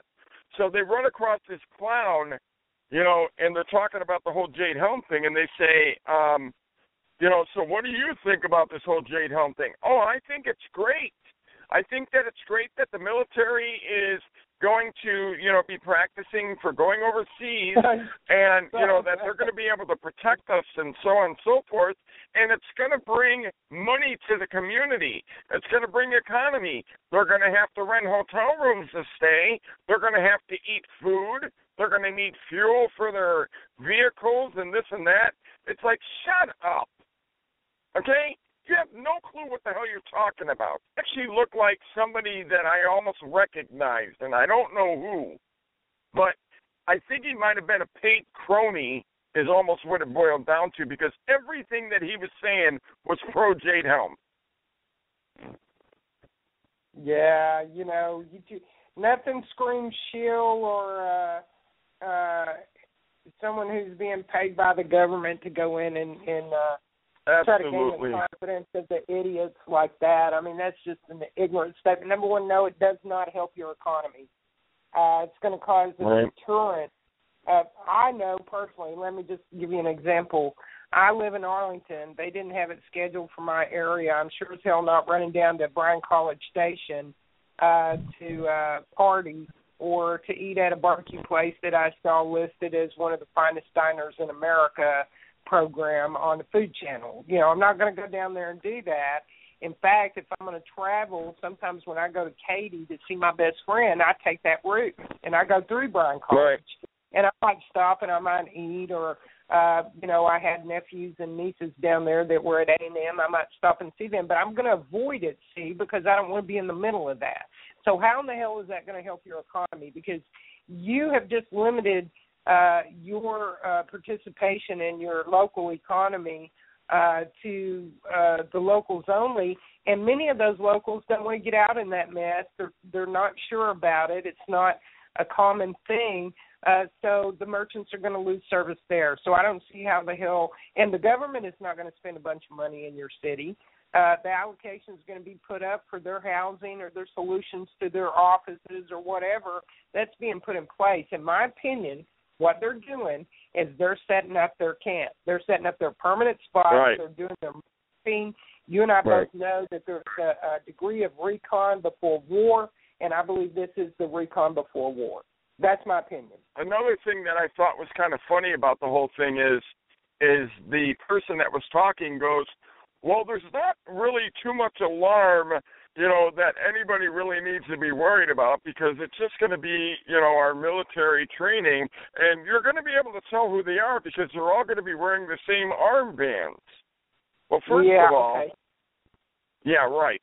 First of all, you know that they're not going to be wearing the same armbands.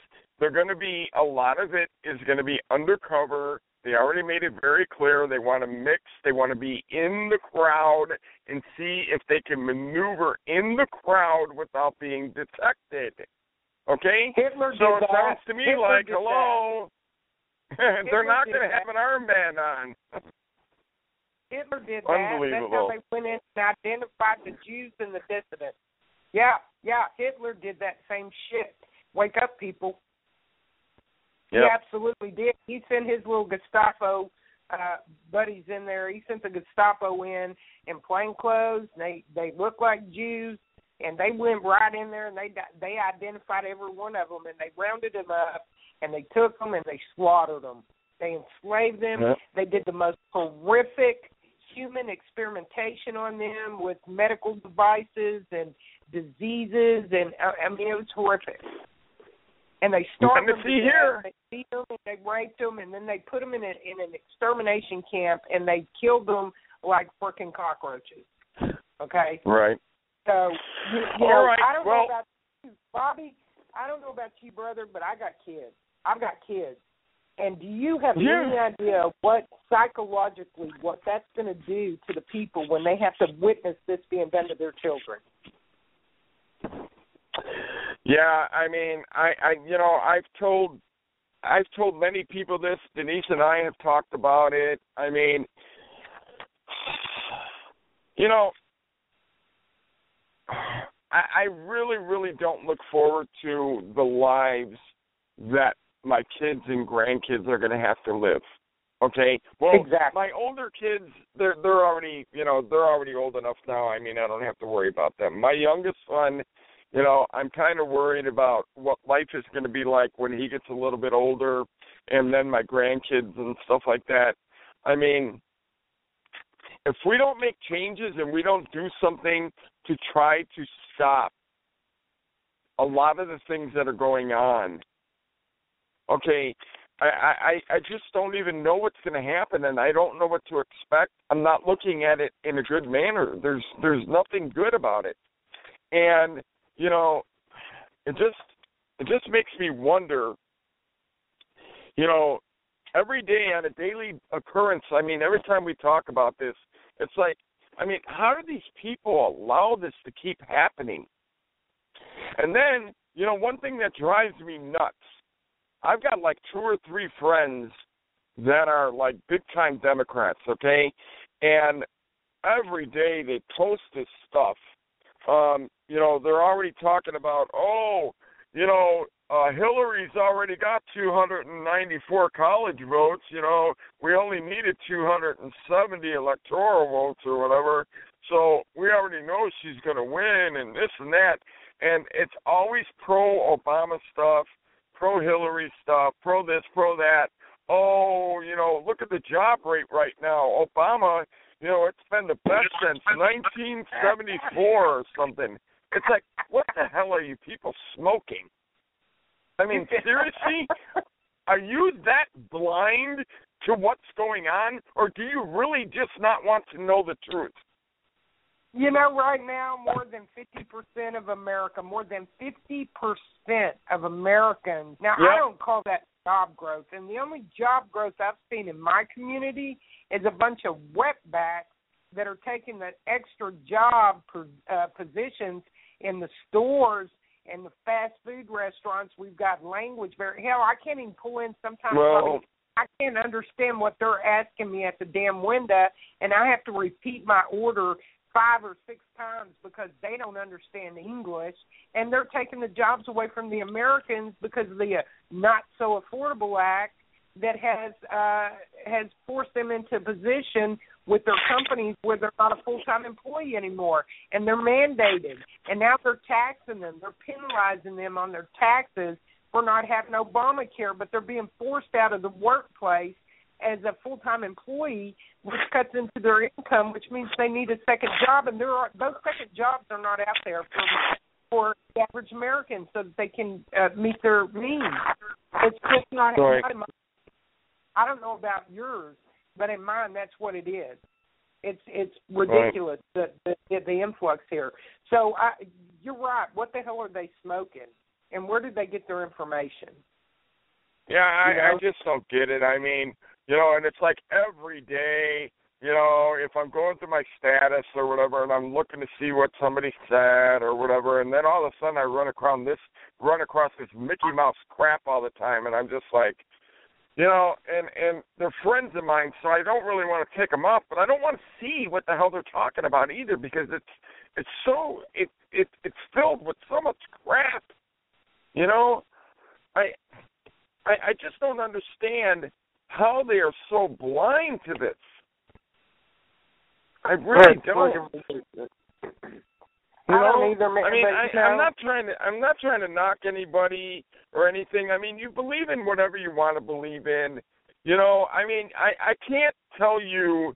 You know, I can't sit here and try to make you believe what I believe. Okay, but at least look into it and do your homework and try to find information.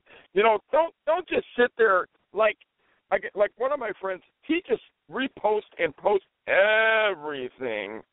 Okay, that somebody you know, wait a minute. I just got thrown off. Yeah, because I got a text message that just threw me off. But you know what? Look, like I said, I can't make anybody believe what I believe. Okay, everybody has their own beliefs, and that's how it's supposed to be. Okay, but don't believe, you know, all the fillers and all the propaganda and stuff. Look at Obama. You know, he's made the job rate. You know, the unemployment rate right now is the best that it's been in 40 years. This and that. Okay, but what about our deficit? Yeah, okay, he might have made the job rate better, but what is the deficit right now? Deficit is the worst it's ever been. It's the combination of every president that we've ever had in the past. That's what the deficit is right now, times 2. Listen, Bobby. So you can sit there, Obama did great on the unemployment rate and blah blah blah. Yeah, maybe he did. But look at the major picture here. It's not about the jobs, it's about how much money does our economy have. We're in debt. The majority of the jobs, Bobby, have been in the government sector. It hasn't been in the civilian sector. And then the other percentage in large is actually foreign individuals. It's for foreign invaders. Yeah. They already said they're giving jobs. Okay, they're firing people and taking jobs away from people that have had the jobs forever and ever and ever, and they're giving it to people that are coming here illegally. Thank you. Okay, or maybe they're not illegal. Okay, maybe they're making themselves legal or whatever, but they're still foreigners. Okay, now don't get me wrong. This country was raised. Okay, this country came up because of people from other places. Okay, that's how this country. We're a big melting pot, and that's how it's supposed to be. But do it legally. Okay, none of this coming over the border crap and whatever and this and that. Do it legal. And then the money that they make here, Bobby, they don't even keep here. The money that they make here, they send home to their families in other countries. It doesn't even go back into our economy. Do you know we have countries out there that won't take a foreign individual to employ at all? The only way that you can, let's just say Belize. I know this for a fact. I could not move to Belize with the hopes of gaining employment.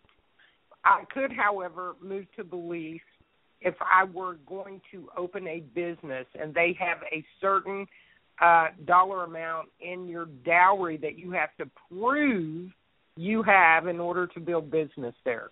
You cannot go and take a job away from an individual in Belize that is from Belize, born in Belize. You can't do it. They don't allow it. Therefore, they don't have the problems that we have in America. In the way that it used to be, if you had a corporation, you wanted to sponsor by hiring a foreign individual, you want to recruit outside of America, if you will, you had to first prove that you had given every opportunity to an American citizen for that position in the company before they would issue a work visa for a foreign person to come over, and then there was a fee attached of $10,000 to the company to sponsor that individual to come over. That's how it works. That's how it's supposed to work. But they have skated that until they've ripped the prosperity from the hands of the American people. 70 to 75% of our small and medium businesses are owned by friggin' foreigners. The largest majority are Muslims. I've done my homework. This isn't bullshit. It's not a conspiracy theory. And that's what they've done to us. And now they're taking away the jobs. They've already given the industry away. Now they're taking away the jobs from Americans. 200,000 in California have been promised, 2,000 tech jobs have been promised to foreign invaders from Mexico by Obama. 500,000. Yeah, but you know what? Timing couldn't be any worse because the dollar ain't worth a damn dime anymore. Yeah, you're correct. The dollar is crumbled. You're correct. Well, I love you, brother, man. This has been a fabulous show. I really appreciated you taking time and being on here today. And kudos again to the Mrs. Ritter. Mrs. Ritter, if you're out there, I love you, baby. Thank you for stepping up and exposing that video so that we could have Michelle on today. Well, she sure keeps asking me if we're going to Georgia. Well, man, I'm telling you, for the folks who can get out to Georgia, I encourage you to do so. Take some time, go show some support. For once, people, please take action. Denise says she's listening. So she said, I'm here, I'm listening. But you know what? If it's not that far away, we just may do that. So I don't know. Maybe we'll jump in the car and go give some support to them people down there, and maybe we'll broadcast live from there. Hey, man, that'd be great. And let me know if you guys are going to do that. I'll promote it. We'll see. Bobby, you have a safe evening. Go enjoy your downtime with your family.